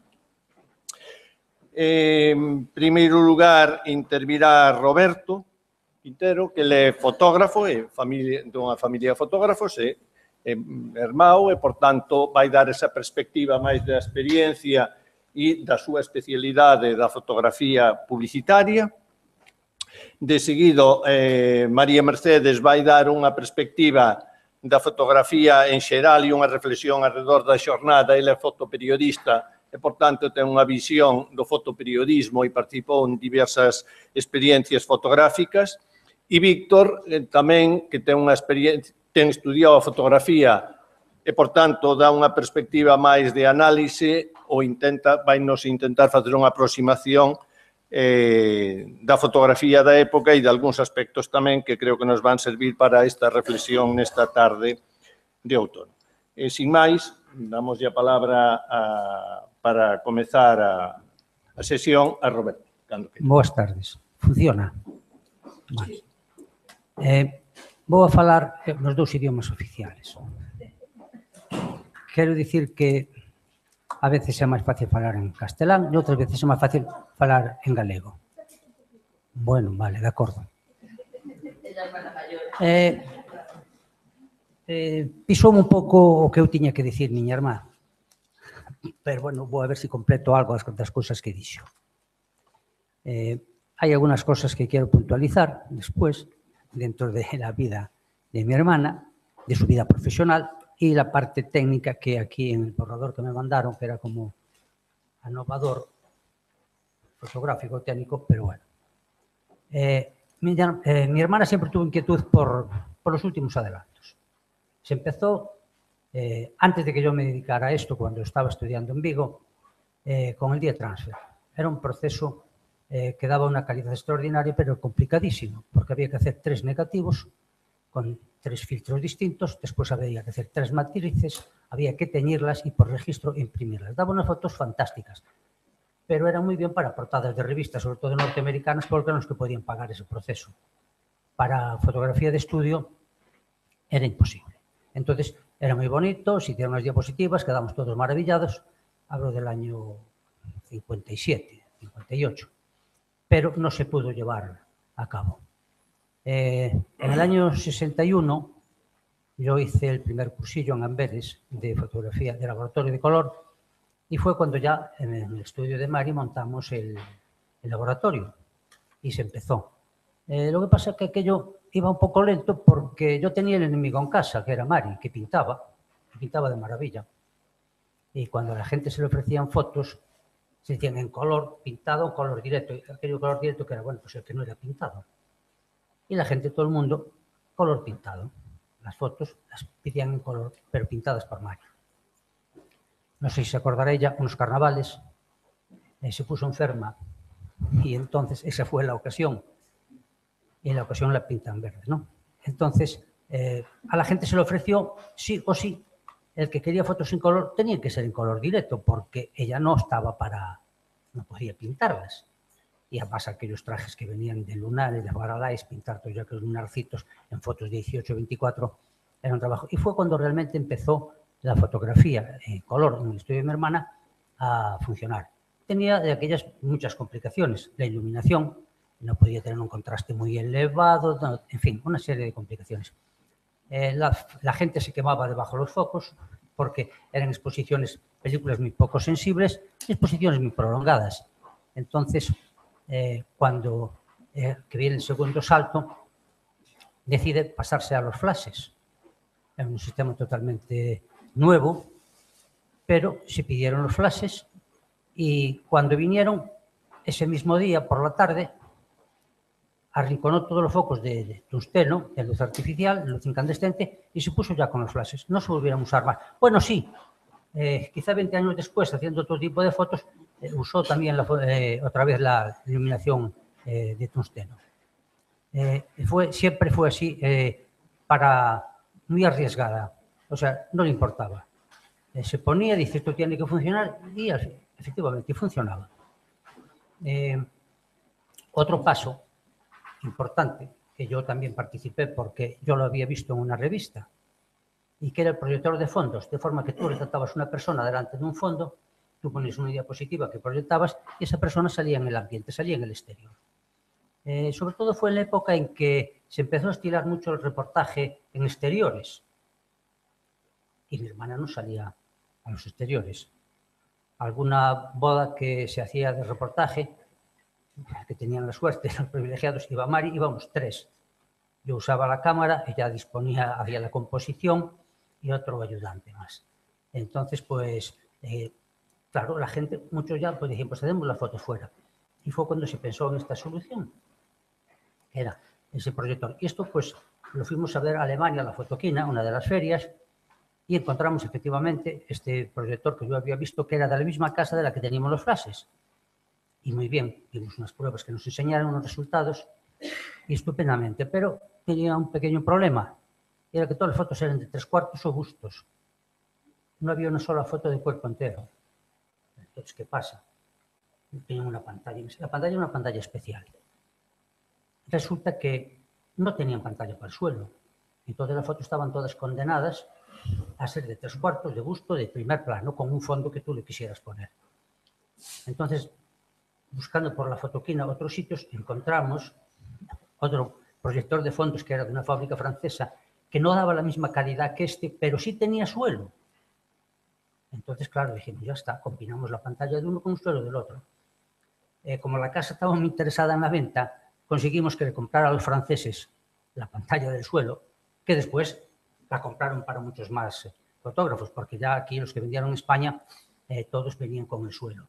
Entonces, se empezó en ese momento y también un sistema complicadillo. De hecho, hubo muchos fotógrafos, bueno, muchos no, un sistema caro, que lo intentaron y al final se aburrieron y terminaron arrinconándolo. Sin embargo, Mari hizo cosas verdaderamente fantásticas prácticamente desde el primer momento. Había que tener mucho cuidado con las luces, que no incidieran en el fondo, porque si no bloqueabas la proyección, y que no te quedaran las figuras levitando, tenías que buscar muy bien dónde apoyarlas, que las luces del paisaje no fueran totalmente contrarias a las que tú le ponías a la modelo, porque si no cantaban, claro. Y entonces, pues esta fue la segunda aventura. Después se abandonó, cuando fue el color ya en cantidad, se abandonó la placa que usábamos, porque hasta entonces se había trabajado todo en placa de 9:12 o 6:9, pero sobre todo 9:12, y se pasó a la película en rollo. Pues claro, la película en placa era carísima. No hay que olvidar que éramos unos fotógrafos que vivíamos del trabajo y tú tenías que tener unos precios que fueran asequibles a la gente. Entonces, esos fueron 2 o 3 pasos de los que yo participé o colaboré, algunos no estando ya con ella, pero vamos, que sí que los vi. En alguno, por ejemplo, como fue el proyecto de fondos, aconsejé. El laboratorio de color, donde primero que estuve en el estudio de Mari, allí pasamos de las cubetas a los tanques, en fin. Fueron siguiéndose todos los pasos a continuación unos de otros. En cuanto a la parte personal, Mari, el reconocimiento fue instantáneo. No pasó penurias ningunas. Es así, aunque a lo mejor a alguno pues, le parezca raro o le moleste porque pensó que no, fue instantáneo. Cuando hice la primera exposición, no sé si es porque era novedad o por lo que fuera, fue un éxito, pero instantáneo. Siguió trabajando en el estudio de Lugo, siguió perfeccionándose y cuando hizo la segunda, que es la del 47, me parece, o así. No, la segunda, la de Lugo, la del Centro de Iniciativas y Turismo. Bueno, pues esta también fue lo mismo. ¿Qué pasa? Se empezó bien, se empezó por arriba, lo que ella comentaba, se invitó a la gente, o se le propuso fotografiarla para una exposición.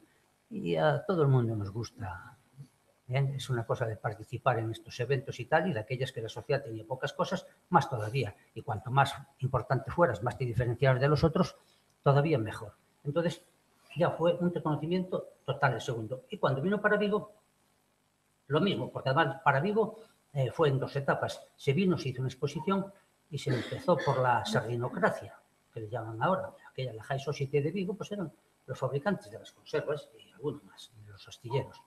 Y claro, se empezó por arriba y está visto que si tú quieres triunfar es que hay que poner las cosas caras.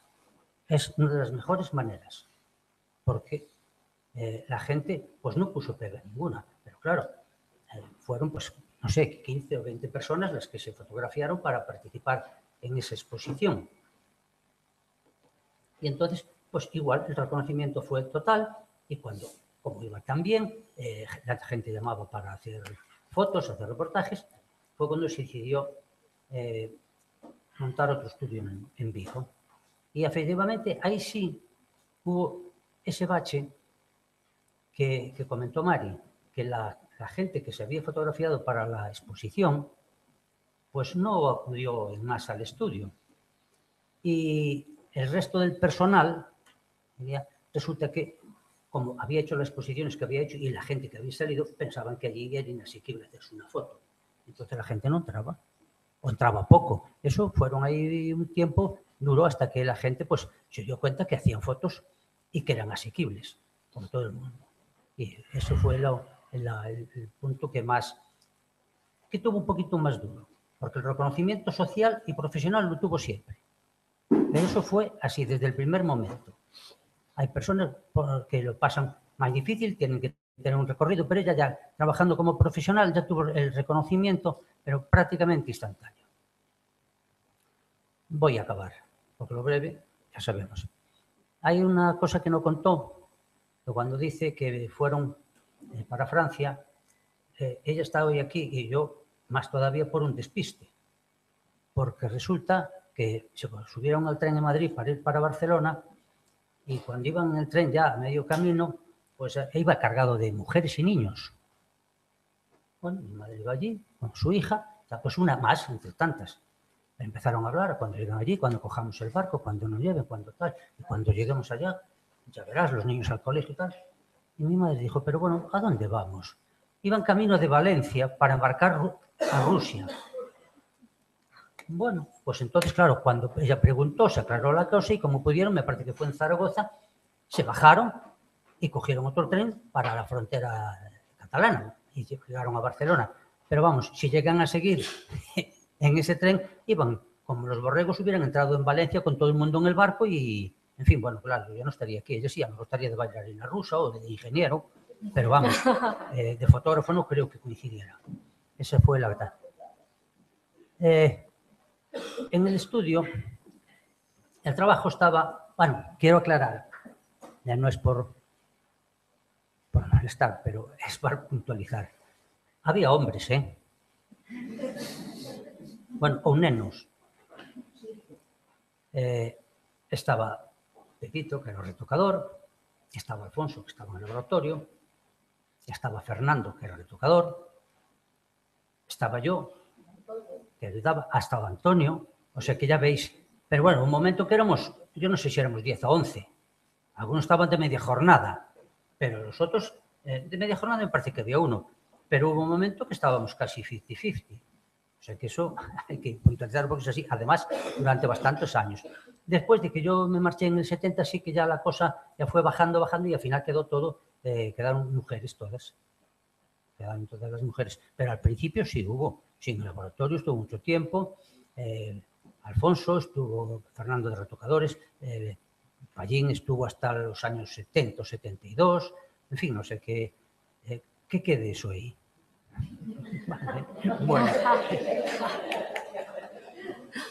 no es por reivindicar, es por puntualizar. Vale, pues yo, mi speech. Ya está. Moi ben, moitas gracias.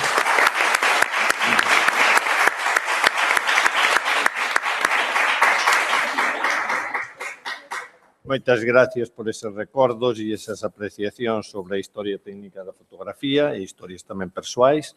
E pasamos agora a Mercedes, que como fotoperiodista e como profesora, pois vai facer unha reflexión tamén alrededor do traballo das mulleres na fotografía. Cando queira.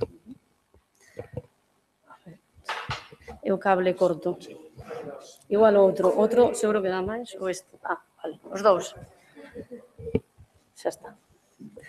Boas noites, estou encantada de estar aquí, que me invitaran as organizadoras, as coordinadoras e todo o Consello da Cultura.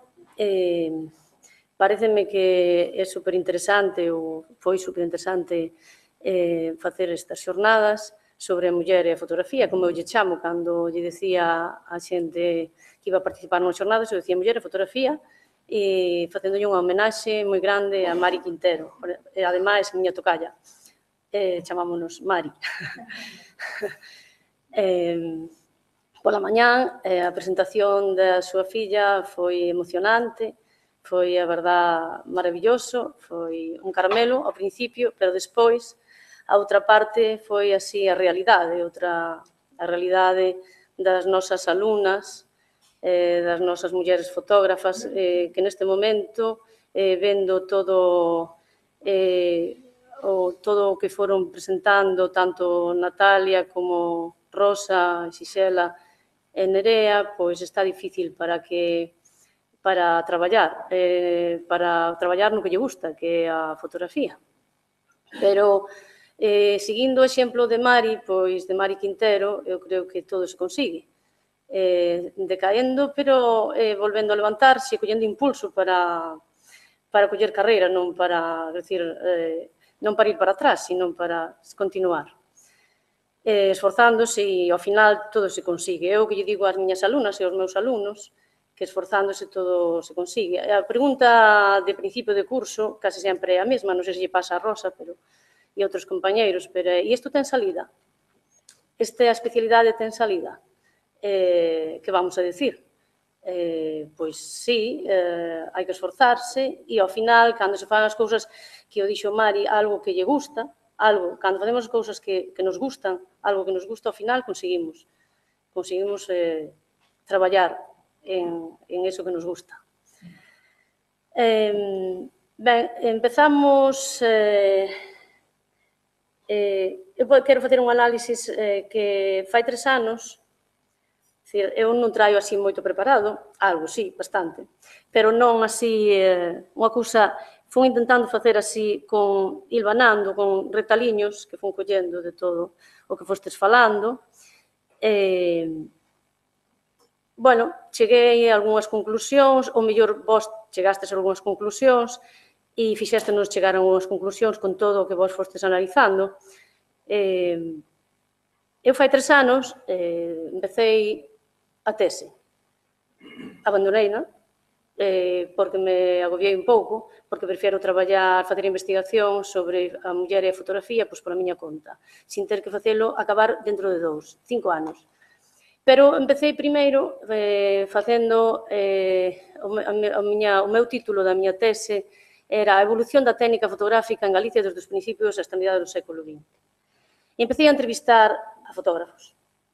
Tiña pensado entrevistar a Mari Quintero, pero empecé polos de Ourense porque estaba traballando ali. E dixen, bueno, vou aproveitar, porque así foi, só estuve 1 ano na escola de Ourense e xa voltei para aquí. Entón, foi un da Scratch, Mazaira, Villar, ao mesmo tempo entrevistei aquí ao señor Guitián, escoitei unha entrevista de Camaño e sempre salían as mulleres. A súa muller era a que estaba no estudio, a súa irmán era a que arquivaba, por exemplo, os Scratch teñen un moble enorme con un montón de arquivos, todos con nombres de todos os clientes, súa irmán, e así, entón, eu dixen, é que isto é absurdo. Eu o que teño que facer é unha historia da fotografía e a muller. Aí descubrín algunha cousiña que se lle esqueciu a Natalia, que despois estivemos comentando, non sei se Natalia está por aí, se marchou, pero era que Camaño foi mobilizado na Guerra Civil, e cando se foi á guerra, pois a súa muller quedou co estudio. E despois, cando el voltou, ela montou un estudio en Carnota que chamou ese estudio Foto Chiquitina. E iso aparece nun libro publicado, un álbum publicado polo Centro de Estudios Fotográficos de Vigo, así, en 4 liñas, nada máis, vale? Ese libro era para Camaño, pero eu creo que temos que nós, todas, coller isto e facer un estudo sobre Teresa Louro, que era a muller de Camaño. Hai outra, entrevistei ao señor Guitián, un fotógrafo que ahora mesmo ten, creo que 89 ou 90 anos, ainda fai pouco se fixose unha exposición sobre as súas fotografías, e fixenlle varias entrevistas. El foi de aprendiz no ano 36, de aprendiz para o estudio de Casado, aquí en Santiago, pero estaba Carmina, se chama Carmina. Foi a que lle enseñou a retocar. Camaño, os seus pais, mandaron a aprender a Casado, ao estudio de Casado. Quen lle enseñou a retocar foi Carmina. Vale. Son así unhas pequenas cousiñas para que nos vayamos situando. Entón, aquí fixéronse varias preguntas e houve respostas. Entón, podemos empezar por a pregunta de Natalia, que decía, por que cando rematamos os estudios, a nosa preparación, a nosa formación de fotografía, son os homes os que acaban acaban traballando ou tendo máis posibilidades de traballar no mundo laboral de fotógrafos, e nós non. Entón, Rosa fixo todo aí unhas gráficas moi boas, e ela acabou dicindo, por que non se ven tantas mulleres se somos as máis matriculadas e as máis tituladas? Porque non se ven máis no mundo laboral de fotógrafas. E volvendo agora a un ensaio que lín fai moitos anos e non o entendía, tiña 17, 16, un libro de Virginia Woolf que se titula Un cuarto propio, non o entendía moi ben. Despois foron pasando os anos, entendino mellor. Entón, ela decía, preguntábase, por que as mulleres son pobres? Era unha pregunta que facía moitas máis, un ensaio moi longo e moi bo, recomendo que o leades, que é estupendo, non ten pérdida. Iso que era en 1928, algo así, maravilloso. E entón, ela respostaba, un cuarto propio. E que era un cuarto propio, claro, eu pensaba, un cuarto propio xa teño na miña casa, teño un cuarto propio. E cartos tamén teño, xa traballaba de fotógrafa e tiña cartos. Pero non era así, era algo máis, vai máis aló, o de cuarto propio. Liberdade para poder de decisión sobre nós mesmas e sobre a nosa economía. Claro, agora aquí a maioría ten todo isto. Pero aínda hai algo que pesa nas nosas mentes para acabar sendo libres totalmente. No principio, María Xosé Agra dixo, estas xornadas son un espazo para reflexionar e debatir. Estaba dando unha resposta. Esta é unha resposta. Se nós aquí facemos isto, debatimos, expoñemos, analizamos, estamos buscando, eu creo que atopamos respostas. E a partir de aí creo que se poderán mellorar moitas cousas. Nerea Paños, que non sei se está por aí, pois tamén dou unha resposta, que era a hipersexualidade analizou a publicidade, recordades? Crise de autoestima, religión, paternalismo, e todo isto, pois, provoca, ela decía como un pouco así, con medo, pero trastornos psicolóxicos. Bueno, habría que pensar. Pero despois vamos ao médico e nos dá pastillas para dormir. E xa está solucionado, non? Entón, Xisela Franco nos enseñou unha serie de vídeos onde se vía os esforzos das mulleres labradoras, pescadora, e que cando chegaba un punto que estaba sobrepasada de traballo. Esa é a liberdade de decidir hasta aquí. E se outra xente que depende de min, pois que se busque a vida, non? E o descanso. Necesito descansar e pasarán os dolor de osos. E liberdade tamén. Algo maravilloso que dixo Mari Quintero foi que a liberación da muller foi cando se pudo bailar sin estar acompañada. Eu bailo moito, gusta moito bailar. solto, agarrado, e pareciume moi boa esa resposta tamén. Ben, chegado así a este punto de respostas, preguntas,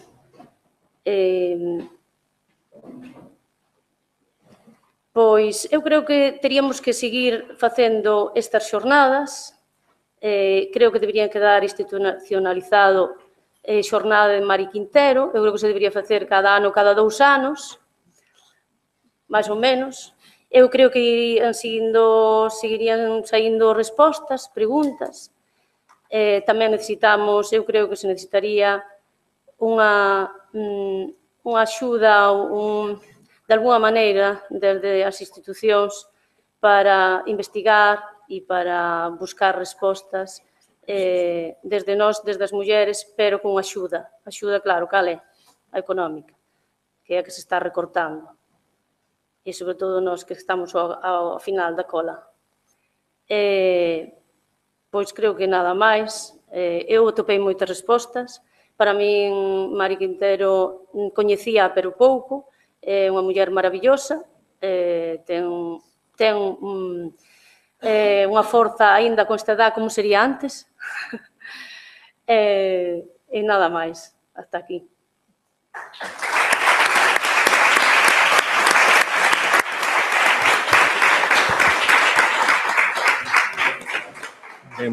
Moitas grazas por esas reflexións e por esas achegas.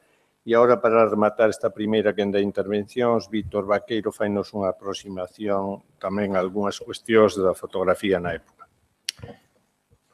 Bueno, boa tarde. Eu quixera facer, pois, en certa maneira, quería isto do que coñecía o programa desde hai unhas semanas, pois enmarcalo no contexto do que se está a facer hoxe en día, esencialmente en Europa e en Estados Unidos. Para iso, pensei, en primeiro lugar, isto vai estar dividido en 2 partes, breves as 2, porque, de alguna maneira, estou subordinado ao tempo, digo que eu intentaría facer unha perspectiva do que é en 4 pinceladas, como non pode ser de outra maneira, o que, digamos, as liñas mestras da fotografía contemporánea. Claro, o que ocorre é que, ao pensar nesto, pensei, ademais, outra cousa, e é que, se eu presento isto tal e como está, hoxe, pois dou a sensación de que esta selección que fixen de 9 fotógrafas, pois son 9 paracaidistas que caíron. Como eu penso que cando tiñamos 12, 13 anos estudiábamos historia, decíamos que historia era a sucesión sucesiva dos sucesos sucedidos sucesivamente. Como eu creo que eso non é a historia, de alguna maneira, se me permitides que o diga dunha maneira un pouco pedante, como son un historicista, pois decidín nunha primeira parte, eu penso que vou resolver as 2, a primeira en 10 minutos ou 15 e a segunda en outro tanto, pois, de alguna maneira, comunicar algo que non é evidente para a inmensa maioría da xente. Vivimos nunha sociedade da imaxe, sen embargo, hoxe vímolo pola mañán, non hai estudos normados de fotografía na universidade, pois, como decía eu, en comunicación audiovisual, as únicas 2 asignaturas de fotografía que existían desapareceron.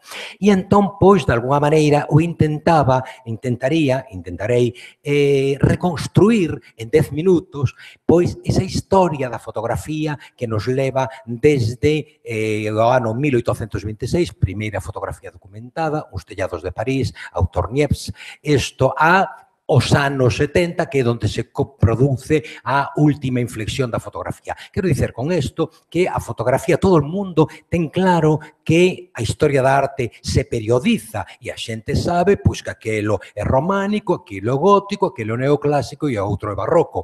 E iso pois realmente non se concibe así na historia da fotografía, pero eso tamén é así. Eu xa digo, dunha maneira moi groseira e con trazo grosso, tentarei, en primeiro lugar, reconstruir esa historia até chegar aos anos 70 e, a continuación, ver esas 9 mulleres. Esas 9 mulleres, collín unha, digamos, establecín unha certa perspectiva. Esa certa perspectiva sería que a máis nova delas, se non me falla a min a memoria, ten 62 anos, é dicir, son mulleres cunha obra xa consolidada. A maior, Diane Arbus, se vivira, tería 92, e entón, pois xa digo, é dicir, son xente pois dunha idade pois relativamente xa non son unhas nenas, polo tanto, cunha obra sólida e, polo tanto, sobre as cales hai un certo consenso da crítica para opinar sobre elas. E con eso comezamos. Vamos ver, é dicir, isto sería o primeiro... Sí, gracias, Encarna. Isto sería, digamos, esos, por decirlo de alguna maneira, esos 150 anos que van de 1826 a 1970. Aí hai unha liña unha liña azul que vedes que ten unha orixe, sí, 1826, primeira fotografía coñecida, e a última, pois que estaríamos por aquí, é dicir, ano 2015 ou 2016, onde estamos hoxe. E estas liñas interrómpense, e con eso quero simbolizar que hai, digamos, períodos no que se superpoñen as perspectivas. Non todo, é dicir, non toda a perspectiva da mímese remata aquí na Primeira Guerra Mundial, senón que se prolonga, pero, digamos, esta división é máis ou menos admitida pola crítica. Ben, esos tres períodos nós estaremos situados aínda no terceiro, é unha primeira perspectiva na que se considera que a fotografía é unha reproducción da realidade, é dicir, a fotografía copia a realidade, de alguna maneira é a teoría da mímese, é dicir, a fotografía copia estrictamente a realidade, algo tamén, digamos, coñecido na historia da arte, nesa dobre dialéctica de se a arte copia a realidade ou se a realidade copia a arte. Hai unha cuestión que me interesa subliñar, é dicir, unha das primeiras definicións que se fai da fotografía, probablemente a primeira definición que se fai da fotografía, é que a fotografía é o espello con memoria. E isto interésame subliñalo moito, a noción de espello, porque se vos dades de conta, estamos en 1826, se vos dades de conta, unha das primeiras definicións que se fai da fotografía, da literatura, da narrativa contemporánea é a de Stendhal. A novela é un espello, outra vez espello, ao longo do camiño. Digamos, esta coincidencia entre a idea de espello para fotografía e narrativa non é casual. 1826 son, en números redondos, 30 e tantos anos máis tarde da Revolución Francesa. E iso quería suliñalo, é dicir, tanto non podo meterme por ese camiño, pero se quixera apuntar ideas, que é o único que podo facer, apuntar ideas, é dicir, a idea de que tanto a narrativa, a novela, digamos, como a fotografía son fillas da Revolución Francesa. A fotografía arrincona a pintura e a novela arrincona a poesía. As dúas teñen que ver coa toma do poder por unha clase revolucionaria, a burguesía, a que o 14 de xullo de 1789 toma a Bastilla. De alguma maneira, este comportamento lóxico, é dicir, as monarquías normalmente tendentes á ociosidade e á vagancia, pois podense permitir o luxo de ter ali unha persoa que as pinte. Agora ben, o burgués non ten tempo para esas cousas. Ben, é dicir, esta fase da fotografía, que abaixo asinalo ben, é dicir, esa é unha fotografía feita polo fotógrafo Duchamp, que acompaña a ver se alguén mo recorda, isto a Flaubert na súa viaxe ao Exipto para tomar notas para a súa novela Salammbô, pois é unha novela que dá unha fotografía da que hoxe nós identificamos como a fotografía, por decirlo así, de toda a vida. É dicir, un coloso aí fotografado de frente e mesmo con unha persoa ao lado para que se tome nota da escala, da proporción.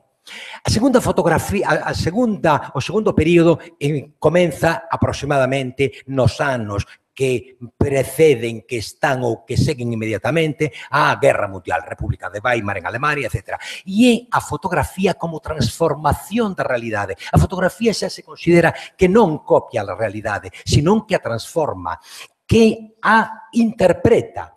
E aí tedes esa fotografía feita por un fotógrafo famosísimo, Alexander Rodchenko, ruso, que é algo totalmente, digamos, hoxe eso parecenos evidente, vamos, estamos feitos a isto, pero é un picado e eso no ano 20 tanto, nas décadas dos 20, pois era revolucionario. Pensemos tamén unha cuestión que na época dos anos 20, estamos, os tolos 20, estamos falando das vanguardas, localizadas esencialmente en tres lugares, quedeime sin isto. Rusia, como consecuencia da Revolución Soviética, 2, Berlín, todo o movimento dadaísta, etc. E 3, París, surrealismo, etc. Isto, escoítase ben así? Bueno, pois que quedeime. Sí, está outra vez, sí. Ben, e esa foto xa vedes que de alguna maneira violenta esa idea da frontalidade, é dicir, da fotografía documental. Finalmente, este período, xa digo, prorrógase até un ano que nos parece clave, é dicir, que ao redor do cal tamén hai un certo consenso. En esos anos aparece unha cámara que, en definitiva, isto, quixera facer unha observación no segundo período, tamén é certo que aparece unha cámara mítica, a Leica, feita, digamos, fabricada por un enxeñeiro alemán, Oskar Barnack, e, de alguna maneira, esa cámara que non pesa ni siquiera un kilo, libera, como vulgarmente se di, libera o punto de vista. Non é igual ir con unha cámara de 12 kilos que necesariamente ten que estar ancorado á terra mediante un trípode que con unha cámara que un move con unha man perfectamente, e iso permite, digamos, contrapicar, picar, angulacións, etc. É dicir, violentar esa frontalidade propia da fotografía do século XIX e dos primeiros anos do XX. Iso, xa digo, prorrógase até os anos 70, donde hai unha, xa digo, a aparición dunha cámara que axuda a mudar, non eso só, pero sino que axuda a mudar a perspectiva que a Polaroid SX70. E aquí aparece a fotografía, unha nova forma de ver a fotografía, non como copia, ou xa, non como reproducción, non como interpretación, sino como pegada da realidade. É dicir, coménzase a considerar que a fotografía rompe unha identificación que había antes. Antes considerábase que a fotografía é a realidade, o espello, a copia, etc. E agora pasase a considerar que a fotografía é unha representación da realidade. E esta, e xa digo, a partir nos últimos 40 e tantos, 50 anos, vese o seguinte, que a fotografía garda coa realidade, e póñense sempre ese tipo de exemplos, que a fotografía garda coa realidade a mesma relación que garda a pegada na praia co ser humano, a fogueira co lume ou con incendio, ou asobío coa locomotora. Oxe, as locomotoras xa non asobían, verdad? E agora poño aí esa imaxe, esa é unha imaxe do fotógrafo canadiano Michael Snow, é unha imaxe famosísima e que está na Galería Nacional de Ottawa, en Canadá, porque, de alguna maneira, isto paso a comentar brevísimamente, porque, de alguna maneira, anuncia e enuncia un novo tempo. É dicir, aí hai, como vedes, vemos algo así como un trípode e vemos algo que está aquí colocado e vemos que son cousas parecidas pero que se van multiplicando. Ben, esa fotografía faise da seguinte maneira, é dicir, o fotógrafo coloca unha Polaroid, unha cámara Polaroid diante da imaxe e a continuación construe un rectángulo con eso que normalmente coñecemos como fita carroceira e ese rectángulo é de tal maneira e el calcula as dimensións que lle caiban 4 fotografías Polaroid. É dicir, se nos fixamos, ese rectángulo está construído de tal maneira que cada fita pisa a anterior e é pisada pola seguinte, verdade? É dicir, deseña unha especie de espiral. E a continuación está a cámara, dispara, obtén unha Polaroid e pega aí. Volva a disparar, pega aí, volva a disparar, son 2, pega aí, volva a disparar, 3 e volva a disparar finalmente e pega aí. É dicir, hai algo que, de alguna maneira, subvirte e inaugura unha forma de ver a fotografía. É dicir, nós estamos vendo algo que ten que ver coa fotografía. Aí, se vos dades de conta, como o espello vai desaparecendo, vai devorando ao fotógrafo que non se ve reflectido. E, en definitiva, esa imaxe é unha metáfora da fotografía, é dicir, como proceso de disolución e morte. Toda fotografía é un rexistro de morte. E se unha fotografía que vemos, decimos, bueno, pois isto a min non me resulta moito rexistro de morte, só haberá que esperar 20, 50 ou 100 anos para que esa fotografía se convirta nun rexistro de morte. De alguna maneira, este tipo de fotografías inaugura tamén algo diferente, e ese algo diferente que é tan importante como o resultado o proceso. É dicir, esta fotografía o que nos mostra é un resultado, pero tamén nos vai sinalando como se fixo esta fotografía. E dito isto, comenzo con esas 9 mulleres fotógrafas. E aí tedes, pois, en gran medida, pois eso que acabo de decir, non unha reflexión desta fotógrafa, Diane Arbus, que é a primeira coa que vou comezar.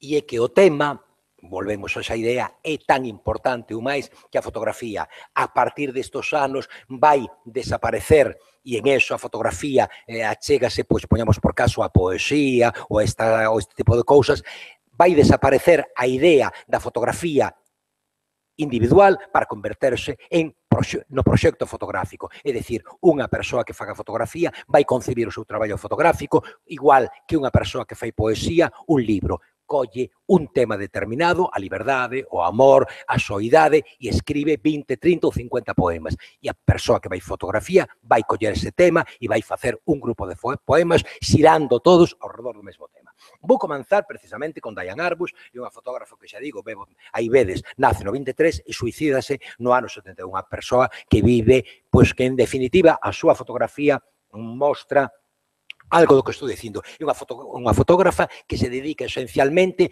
a fotografar, digamos, as persoas que están na fronteira social, é dicir, as persoas excluídas, a persoas que son, se me permitides entender o que vou decir, anormais no sentido de que están fora da norma, é dicir, afora dese consenso social e que a sociedade inxustamente marxina. Bueno, aquí tedes, hai unha cousa que me parece de interese subliñar e é os inmensos pés de foto que Diane Arbus coloca, é dicir, son moitas veces, os pés de fotos son irónicos, porque se vos dades de conta moitas veces, pois eu que sei, imagínome eu a mellor un transatlántico entrando no porto de Vigo e vedes a foto do transatlántico e entón debaixo o pé de foto é transatlántico entrando no porto de Vigo. Bueno, eso, o cal é redundante e absurdo. O interesante sería que puxera ese transatlántico e se puxera vaca pastando nas montañas de Ancares, pois polo menos faríanos reflectir, pero outro, xa digo, o pé de foto ou é redundante ou é ideolóxicamente perverso coa intención de dirixir a nosa lectura. E isto, xa digo, é o traballo da Diane Arbus. Aí, por exemplo, eso é interesante, cando nos enteramos que ese mociño inocente con esa cara tal e que leva esa pegata aí de Deus bendiga América, pois está preparándose para unha manifestación a favor da guerra. Estamos no ano 67 e estamos, obviamente, falando da guerra do Vietnam, algo que veremos repetido en fotógrafas que aparecen aquí. Outra vez tedes aí, é dicir, o asunto outra vez de xente que está fora da norma social, neste caso, unha persoa dobremente fora da norma por ser xigante, por ser xudeo, ou este caso concreto, non, a nanos que ela, por outra parte, e pareceme interesante, en moitas ocasións, como que estamos vendo, ela cita o nome, é dicir, non son persoas anónimas, senón que son persoas con nome e apelidos que merecen isto ser consideradas como tal. Vamos con Martha Rosler, que é unha fotógrafa, digamos, esencialmente con unha intencionalidade, como casi todas elas, é dicir, con unha intencionalidade política, e é pois unha persoa que outra vez reflicte a cuestión da guerra, non? O propio título da serie, Levando a guerra a casa, xa o di todo. E aí tedes, pois, de alguna maneira, esa idea, teño que comentar moi brevemente, esa idea de dous soldados norteamericanos pesquisando, é dicir, como se estuveran registrando ao fogar, e a continuación, pois, unha fotografía pois, totalmente corriqueira, non? É dicir, o que calquera dos nosos fogares. Ela, Marta Rosler, o que fai en ocasións é facer unha especie de paráfrase da televisión, verdade? A televisión métenos en casa as noticias e especialmente na sociedade americana. Pensade, por exemplo, no caso do famoso do documental de Michael Moore sobre as armas, é dicir, a presencia das armas na sociedade americana. E, de alguma maneira, eso ela reflicte poñendo esa rapaza que consulta o seu móvil e tal, pero que na súa casa pois hai persoas feridas ou mortas e hai escenas de guerra, de morte, etc. Aquí xa estamos no ano 2004, ela reincide, pero xa non é a guerra do Vietnam, senón é que é a invasión de Irak. De alguna maneira, ela fai un guiño ao espectador ou espectadora no sentido de vestir a esa rapariga que está aí, a esa moza, con vestidos que recoñecemos como orientais, verdade? E aí, pois, aí temos digamos, é dicir, esa moza máis ou menos vestida a moda e tal, pero diante dela, pois, as imaxes do cárcere de Abu Ghraib. Ruth Orne Thompson, que é unha fotógrafa, estou intentando, xa digo, deseñar liñas básicas da fotografía e a toda velocidade. Ruth Orne Thompson, que é unha fotógrafa que hai 15 anos ou 20 anos máis ben, expuxo en Vigo, pois resulta que fai fotografía estrictamente fabricada e, ademais, volvendo a métodos, digamos, do século XIX. É dicir, esta fotografía está feita con unha cámara estenopeica, que é a cámara máis simple que vos podedes imaginar. É dicir, é unha caixa, imaginade unha caixa de madeira e que sexa dun formato como unha caixa de zapatos. Diante leva un buraco e detrás unha firgua pola cal metedes unha placa sensible, verdade? E, a continuación, enfocades, secades o tal, pechades, dades tempo de exposición, 2 minutos, 3, e revelades. Esa cámara ten unha especificidade que dá prácticamente o estenopo, quero dicir, o buraco ten que ser moi fino, e dá unha profundidade de campo infinita, e iso permite pois este tipo de fotografías. Normalmente, ela que fai?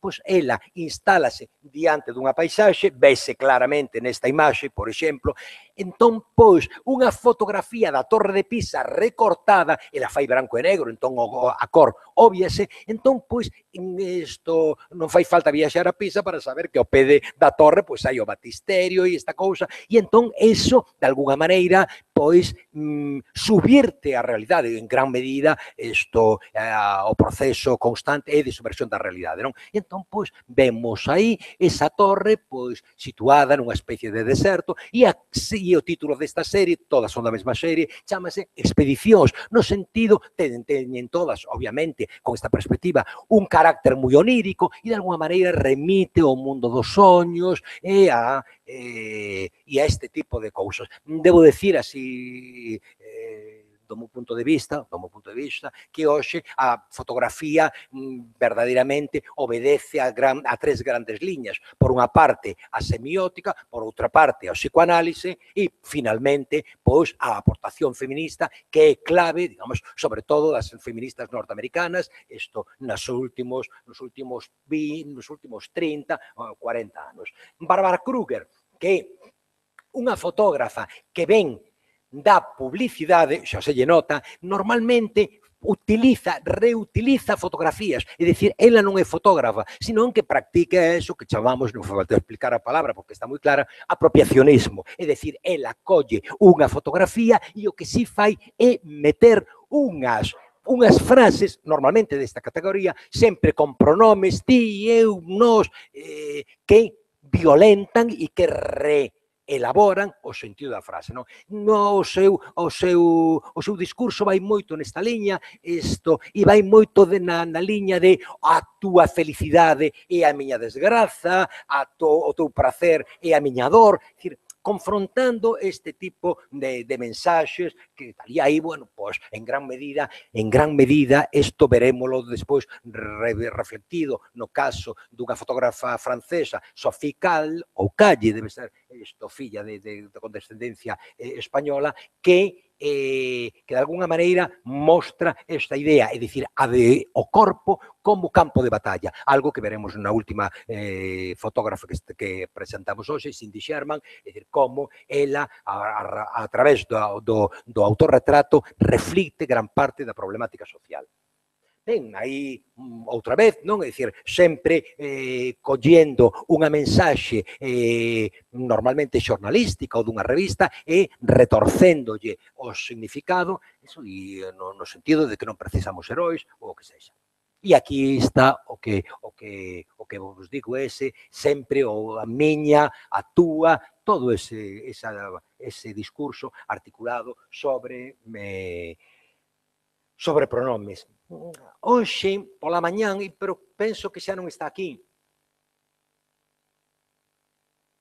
houbo unha intervención na que se puxo de manifesto a cuestión de como o corpo feminino, digamos, da infancia ou da segunda infancia se utilizaba con fins publicitarios, acordádesvos? Bueno, pois este é o caso de Salimán. Salimán utiliza, pois, de alguna maneira, esa perversidade ou esa falsa inocencia ou ese sadismo que hai, esa presenza do peor de nós que hai tamén na infancia. Sempre que falo deste tema, inexorablemente veñenme á cabeza as primeiras escenas dunha peli ben coñecida, Grupo Salvaxe de Peckinpah, cando comeza o filme e aqueles homes entran na vila e hai uns nenos, isto da fronteira mexicana, texana, etc., isto xogando cunhas formigas rodeadas de lume e que esas formigas están atacando un escorpión e a cara de sadismo dos nenos de felicidade vendo como as formigas, como o escorpión perece, digamos, e ademais co lume que os vai devorar a todos, pois queda así presente. Isto, e aí está o asunto, é dicir, esa facer ver, todas estas nenas son as súas fillas. Salimán tivo tremendamente cru, porque non se pode decir que a sociedade norteamericana sexa precisamente permisiva e que non sexa puritana, e entón tivo denuncias, decir, bueno, pois por corrupción de menores, por inmoralidade, etc. Pero, de alguna maneira, ela quería mostrar tamén unha face oculta que está tamén presente na infancia, non? Aí está, é dicir, fai posar as súas fillas como se foran xa modelos e como se fosen adultas. E aí tamén o asunto de, como diríamos nós, é dicir, como o hábito fai o frade. Esa é a súa filla Jessie e a esquerda representada como tal Jessie e a dereita representada como tal Madonna, co cal se muda radicalmente a perspectiva, a visión que damos dela, non? Patricia Schwartz, só teño dúas fotos, de alguna maneira tamén complementa ese, eu penso que hoxe a fotografía, bueno, claro, eu falo con paixón, a ver se me entendedes, pero creo que a fotografía probablemente sexa, e máis a fotografía feita por mulleres, un dos discursos máis críticos con respecto á sociedade. Estades vendo como en diferentes aspectos actúan, e aquí actúa, pois, nunha dobre perspectiva. Primeiro, violando o canon establecido de muller delgada, de corpos Danone, etc. E, por outra parte, facendo un guiño, aí recoñecemos esa foto, ese cadro coñecido de Rousseau, o aduaneiro, verdade? E entón, pois, ela fai, digamos, este tipo de mulleres, facéndoas adoptar poses de estatuaria clásica e este tipo de cousas. Nan Goldin, pois, é un caso claro de fotoxornalismo. Agora ben, máis que de fotoxornalismo, eu creo que lle poderíamos chamar de álbum familiar. Que ocorre? Que esta é a súa familia. O título en gran medida o di todo. Ela é unha moza que violentada polo, vamos, presionada, ou non sei como sería a palabra que teria que utilizar, polo a suicidio da súa irmá, ela desenganchada na droga, moi nova, e entón, pois, vive ese mundo, e ese mundo é o que ela fotografa, que é un mundo tan real como infeliz, verdade? E, de alguna maneira, ela, ademais, o di con estas palabras, é dicir, esta é a miña familia, no sentido de que, claro, a súa familia biolóxica, pois, como é obvio, insisto, na sociedade norteamericana non a acepta, e entón, pois, ela pois dá con gran valentía un rexistro do que é a súa vida. Bueno, pois non é, efectivamente, unha vida fácil, a ela, o seu compañeiro, os seus compañeiros maltrátana e ela fotografa, aí a tedes, esqueceume, puxen só o título xeral da serie, porque me pareceu máis coherente traer series completas, non? Esta fotografía xa titúlase algo así como Nan Goldin, Nan despois de ser maltratada.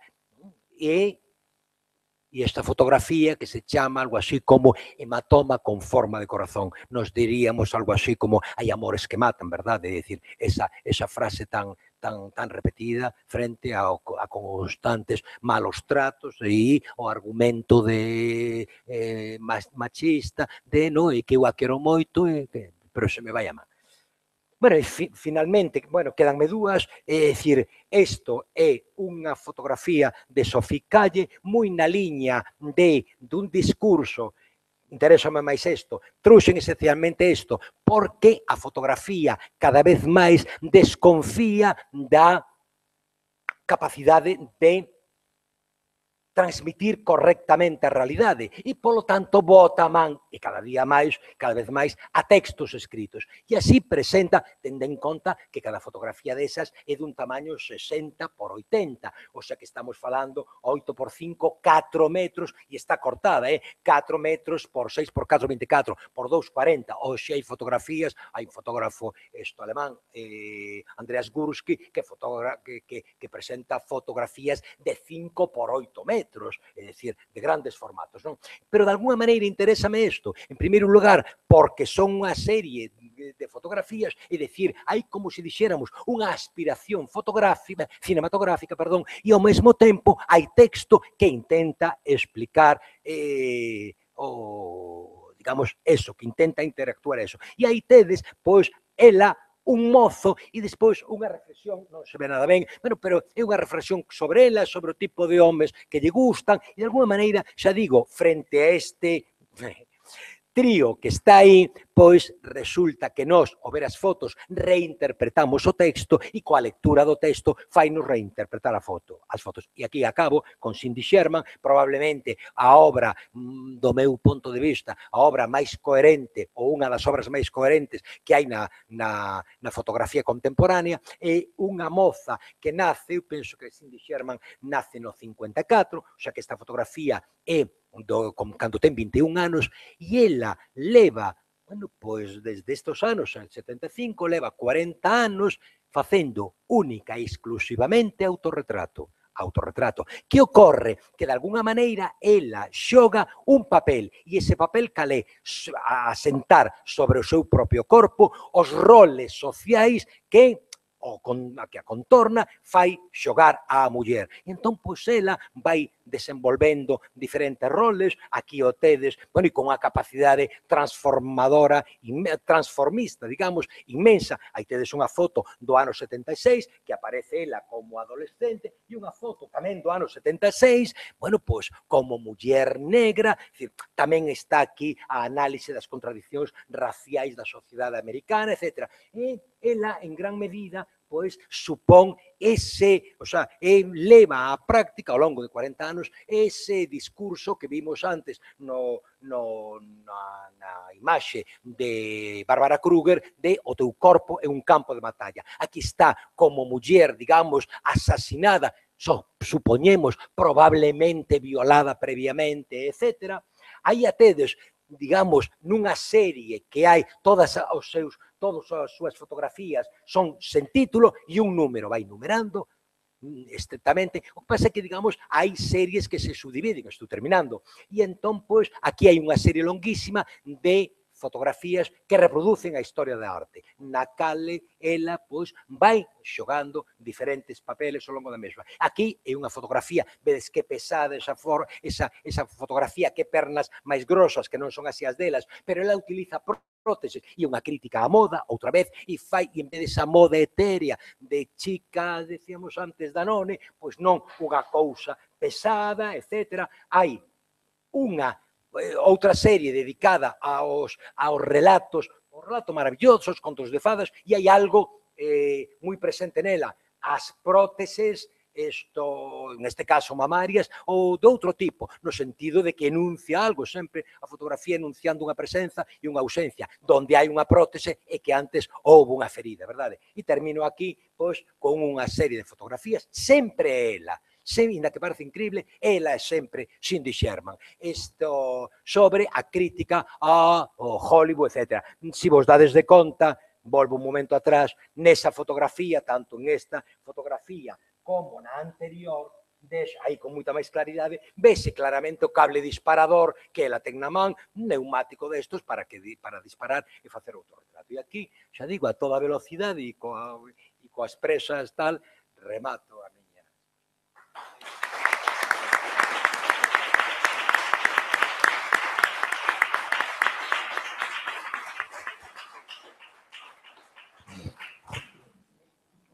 Ben, gracias a Víctor, gracias aos tres. Ahora abrimos un breve turno de preguntas, de intervencións, no caso de que haxa algunha cuestión alrededor do que expuxeron. Estas tres visións complementarias.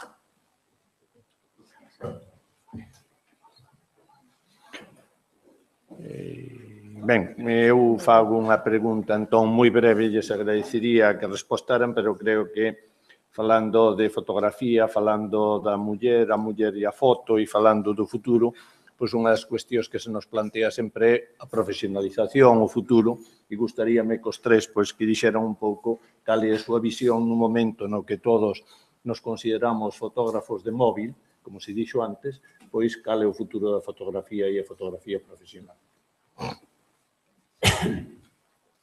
Funciona? Sí. Bueno. Como se nota os que están acostumbrados a falar en público, Eu quero facer un comentario que non pensaba facer, pero esta mañá tocouse dous. Un non se tocou, pero outro sí, o do Photoshop. Ahora a xente está acostumbrada a verse en as fotografías constantemente, pois hacen miles de fotos. Bueno, hai xente joven que se pasa el día haciéndose fotos. E se van de viaje, Dios mío, yo acabo de estar en un viaje en Italia y yo no vi más que palitos de selfie por todas partes, pero eran miles, y no exagero, no exagero, eran miles. Y alguno vio Roma cuando llegó a casa y vio las fotos, porque no le dio tiempo a verlo en el viaje.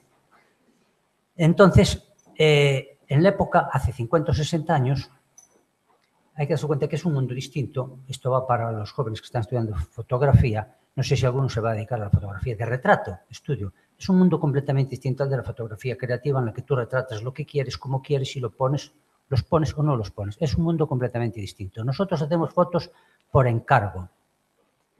Y ya digo, y la gente quiere verse lo mejor posible.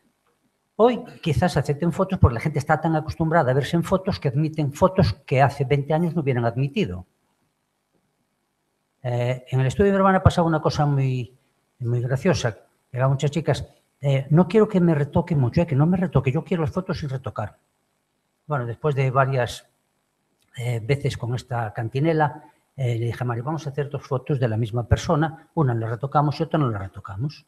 Entonces había un pequeño mostrador en el recibidor y cuando decían aquello de no quiero que me retoquen, yo le ponía las dos fotos encima de la misma persona, normalmente era una chica o una señora, según fuera. Y decía, ahí está. Todos iban a la foto retocada, naturalmente. Y era un retoque no en el que tú hacías desaparecer algunas imperfecciones, porque la gente, en el espejo te ves de una forma, pero en la foto te ves de otra. Y la gente tenía muy poca costumbre en verse en fotos. Tenía una foto de comunión, otra del Domingo de Ramos, y nada más, hasta que se hacía una foto a los 18 años para admirador o para el novio. Entonces la gente estaba poco acostumbrada a ver imágenes, su propia imagen, y quería verse lo mejor posible. Pasó una cosa muy cómica, muy graciosa, mejor. Cuando los compañeros míos de Benito estaban acabando la carrera, yo no estaba estudiando, les propuse hacer la orla. Hacía años que no se hacían. Y yo anduve buscando por la escuela de peritos alguna orla para tener alguna referencia y no hubo forma. Bueno, el caso es que empezamos a hacer las orlas que después fueron un éxito por los compañeros por los que yo había tenido. Y todo el mundo, pues muy contento con la orla, pero el éxito mayor, ¿cuál fue? Nosotros les dábamos la orla y una foto, o sea, 3 fotos individuales, tamaño 9-12 de ellos. Entonces estaban con la chaqueta, el uniforme de peritos, que tiene una chaqueta, y aquello fue el éxito. Y eran hombres, ¿eh? Aquello fue el éxito. Claro, lo que se habían hecho hasta entonces eran carnés de fotomatón, y resulta que vieron que había otras fotografías. A todo el mundo le gustaron. Yo no vi ninguno que protestar, dijera, estoy excesivamente guapo. Ni uno. Todo el mundo le gustó. Y eran, ya te digo, de aquellas, me parece que, no sé, pero se debió tardar 10 o 15 años en hacer la primera, que era perito, la primera mujer. Todos los demás eran hombres. Y uno de los éxitos fue este. Entonces, el fotógrafo está muy condicionado por el cliente, porque la gente se quiere ver eso, lo mejor posible. Y claro, si tú le haces una foto en la tal, dice, bueno, para esto me la hago yo. Entonces quieren ir a un fotógrafo y que le haga una foto que él no pueda hacer. Y hoy día, pues eso ya es más difícil, porque con tanta cámara digital y tantas miles de fotos que se disparan y que te cogen desprevenido, pues como escojas una, puedes hacer unas fotos fantásticas, fantásticas. O sea que eso es lo que tenéis que pensar, los que os estáis estudiando fotografía, ¿a qué os vais a dedicar? Yo a la fotografía de estudio le veo poco futuro, porque no es necesaria ya como antes. Son tantas las fotos que se hace uno a los pocos años de vida, de viaje todos los días, tú ves en los restaurantes la gente se hace fotos constantemente, en la terraza del bar, en la barra del bar, en 50.000 sitios, cualquier sitio vale para hacerse una foto. Y entonces no hay esa necesidad de hacerse una foto en profesional. Quizá dentro del mundo de la publicidad y la fotografía industrial quede un poquito más, pero tampoco es lo mismo ya, porque las máquinas digitales han ayudado mucho y el personal técnico de las empresas, aquellas fotos para las que a nosotros nos llamaban, pues hoy no nos llaman, las hacen ellos, las hace el perito, las hace el ingeniero. ¿Por qué? Porque la máquina le resuelve una cantidad de papeletas increíbles, increíbles. Entonces, yo digo que el mundo de la fotografía profesional de retrato es completamente distinto al mundo de la fotografía creativa, que uno hace lo que considera que debe de hacer, la idea que tiene sobre un tema.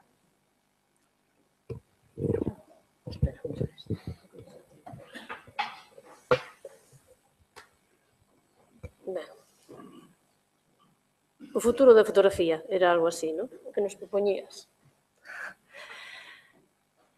Desde que se inventou a fotografía, que non fai tanto, pero podemos ir máis atrás, que a pintura, ou despois máis adiante, co cine, sempre houve cambios moi grandes.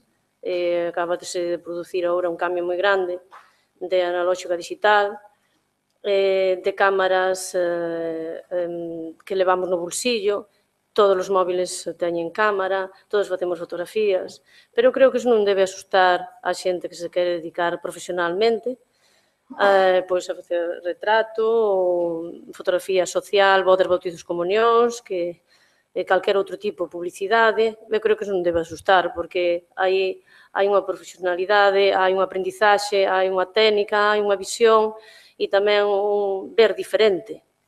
Hai un tempo que se dedica e eu creo que iso non é unha competencia.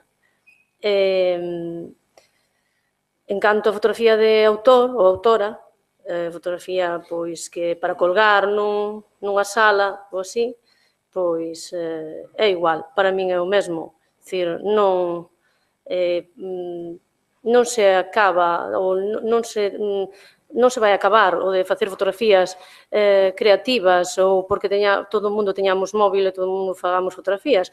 É máis, hai veces que fotografías sacadas con móviles pois poden ser colgadas nunha sala, pero o que está, o importante é quen está detrás. Non porque se teña unha cámara grande ou unha cámara de móvil, pois se fagan mellores fotografías.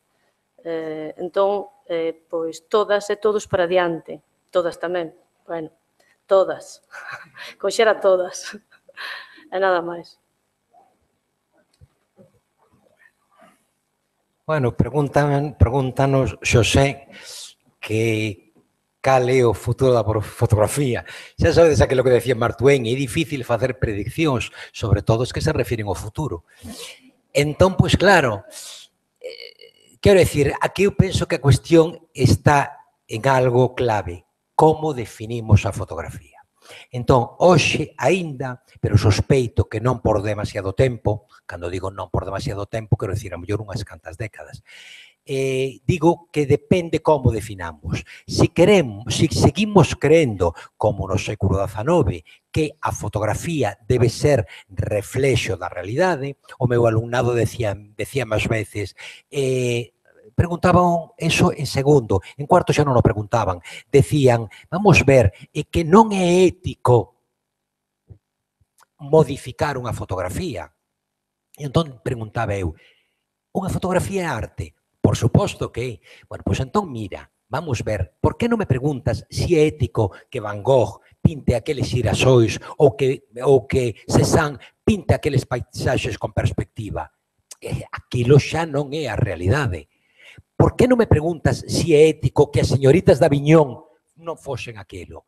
Por que non me preguntas se é ético que Aureliano Buendía levara no seu pene aquel tatuaxe monumental, verdade? É dicir, se falamos de arte, falamos da capacidade ficcional.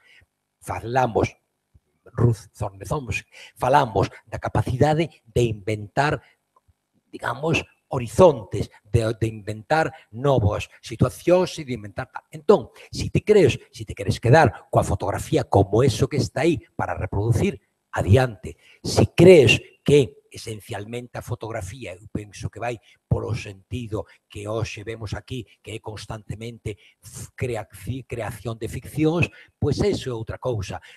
Coincido con Roberto de que efectivamente a fotografía de estudo, pois sí que está nas últimas, non? É dicir, porque dadevos de conta que todo isto xa non corresponde ni nada, ou é dicir, as persoas que hoxe están facendo algo significativo, pois non traballan nun estudo. É dicir, traballan outra cousa que teñan o seu estudo ou que convirten en ocasións na súa casa nun estudo, pero, sobre todo, porque se produciu, agora podo completar cousas que antes non dixen, produciuse un mecanismo que poderíamos chamar inverso. É dicir, antes existía o que eu podía chamar, que me gusta chamar así, pois o fotógrafo ou a fotógrafa cazador ou cazadora, a persoa que saía á rúa e vía cousas que fotografaba, que lle parecía interesante.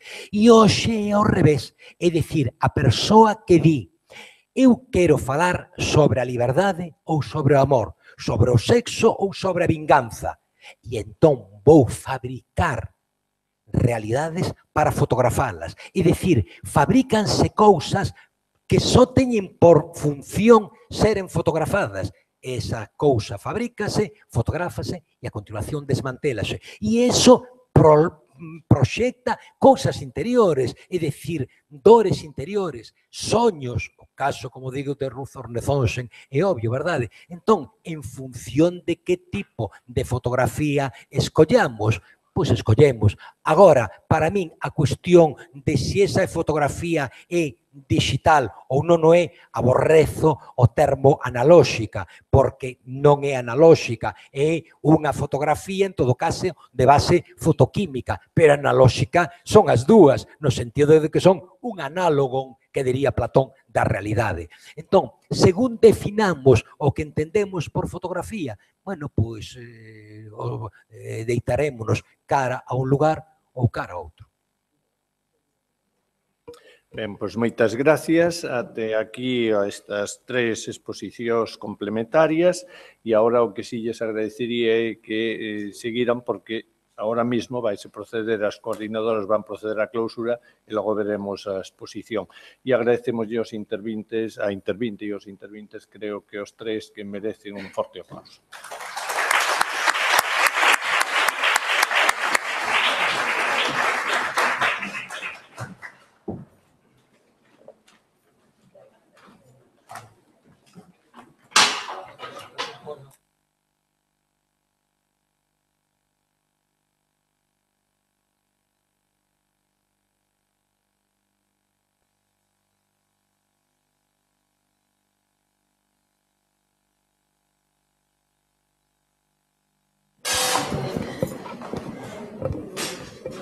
temos pouquísimo tempo porque ás 8:15 temos que estar saindo desta maravillosa instalación e é moi importante que poidamos ver o material que hai abaixo explicado pola propia autora ou propietaria do material. Somente un minuto para agradecer a quen tiveron a idea, miro, non digo, pero grazas, a quen manteñen esta comisión de igualdade dentro do Consello da Cultura, na que nesta ocasión eu tive unha oportunidade de colaborar, porque esta mirada transversal de xénero nas actividades que fai o Consello da Cultura é fundamental, porque fai visible o que case que sempre é invisible. Polo tanto, só quería facer este fincapé, decir que esta será unha máis das moitas actividades que fai e seguirá a facer a Comisión de Igualdade, felicitar a súa coordinadora e a todas as persoas que colaboran con ela e decirvos que o ano que ven e o outro, máis mulleres seguirán sendo para Galicia e para o mundo modelos, mulleres que poidan ser referencia, que inspiren a outras mulleres en cousas que o mellor pensaban que non se podían facer. Non nos interesan as que son modélicas, son moi aburridas, nos interesan as que xeran modelos ou abren portas ou empezan camiños ou nos abren os ollos sobre cousas nos que ás veces non se reparan. Grazas, polo tanto, ás palestrantes e os palestrantes, a todo o público e, por suposto, a protagonista Mari Quintero.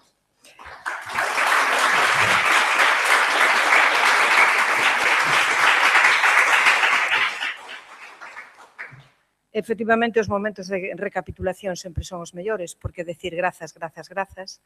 Eu quero lembrar aquí tamén a familia de Mari Quintero. Sabemos que son un clan, efectivamente, que transmiten coñecementos e saberes, pero tamén é verdad que é unha familia onde a rede de mulleres funciona. E iso é un modelo tamén, para nós.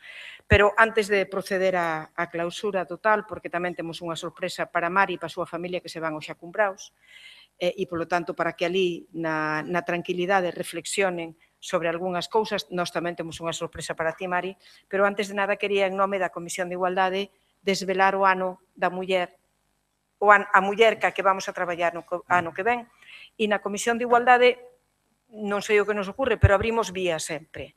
Mari Quintero, decidimos o ano pasado que iba a ser a muller traballada este ano e de repente nos atopamos con que a Diputación se lembra dela, que en Xerais se lembran dela, é dicir, nós estamos moi contentas de ser fonte, río e mar, que é o que as mulleres teñen que ser, non? E entonces o ano que ven queremos dedicarlle a xornada a Kathleen March.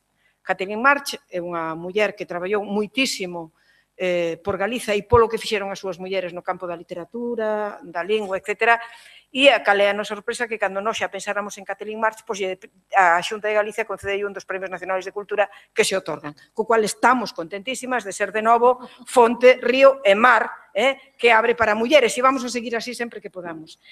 Polo tanto, grazas Mari, grazas ponentes, e gracias a esta xornada na que efectivamente, como decíamos no programa, a fotografía e as mulleres traballando no campo da fotografía non só tiveron pasado, por eso aprendimos de ti, Mari, sino que teñen presente e, sobre todo, van a ter futuro, e iso que nos importa na Comisión de Igualdade. E agora, Mari,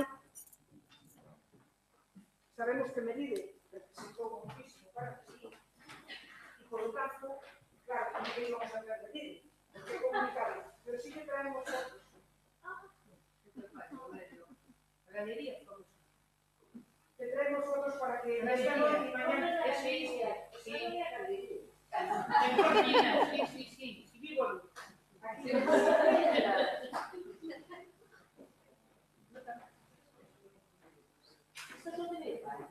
Se fixe o teu pai e dúas vezes distintas.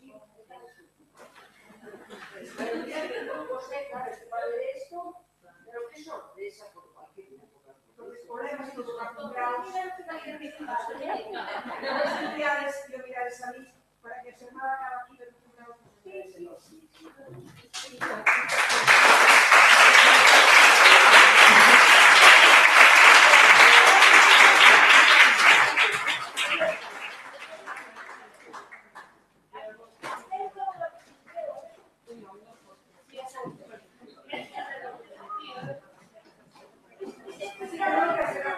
Y ahora sí podemos pensar en códigos para que vemos sobre todo la que técnica de material que está expuesto a la Mira,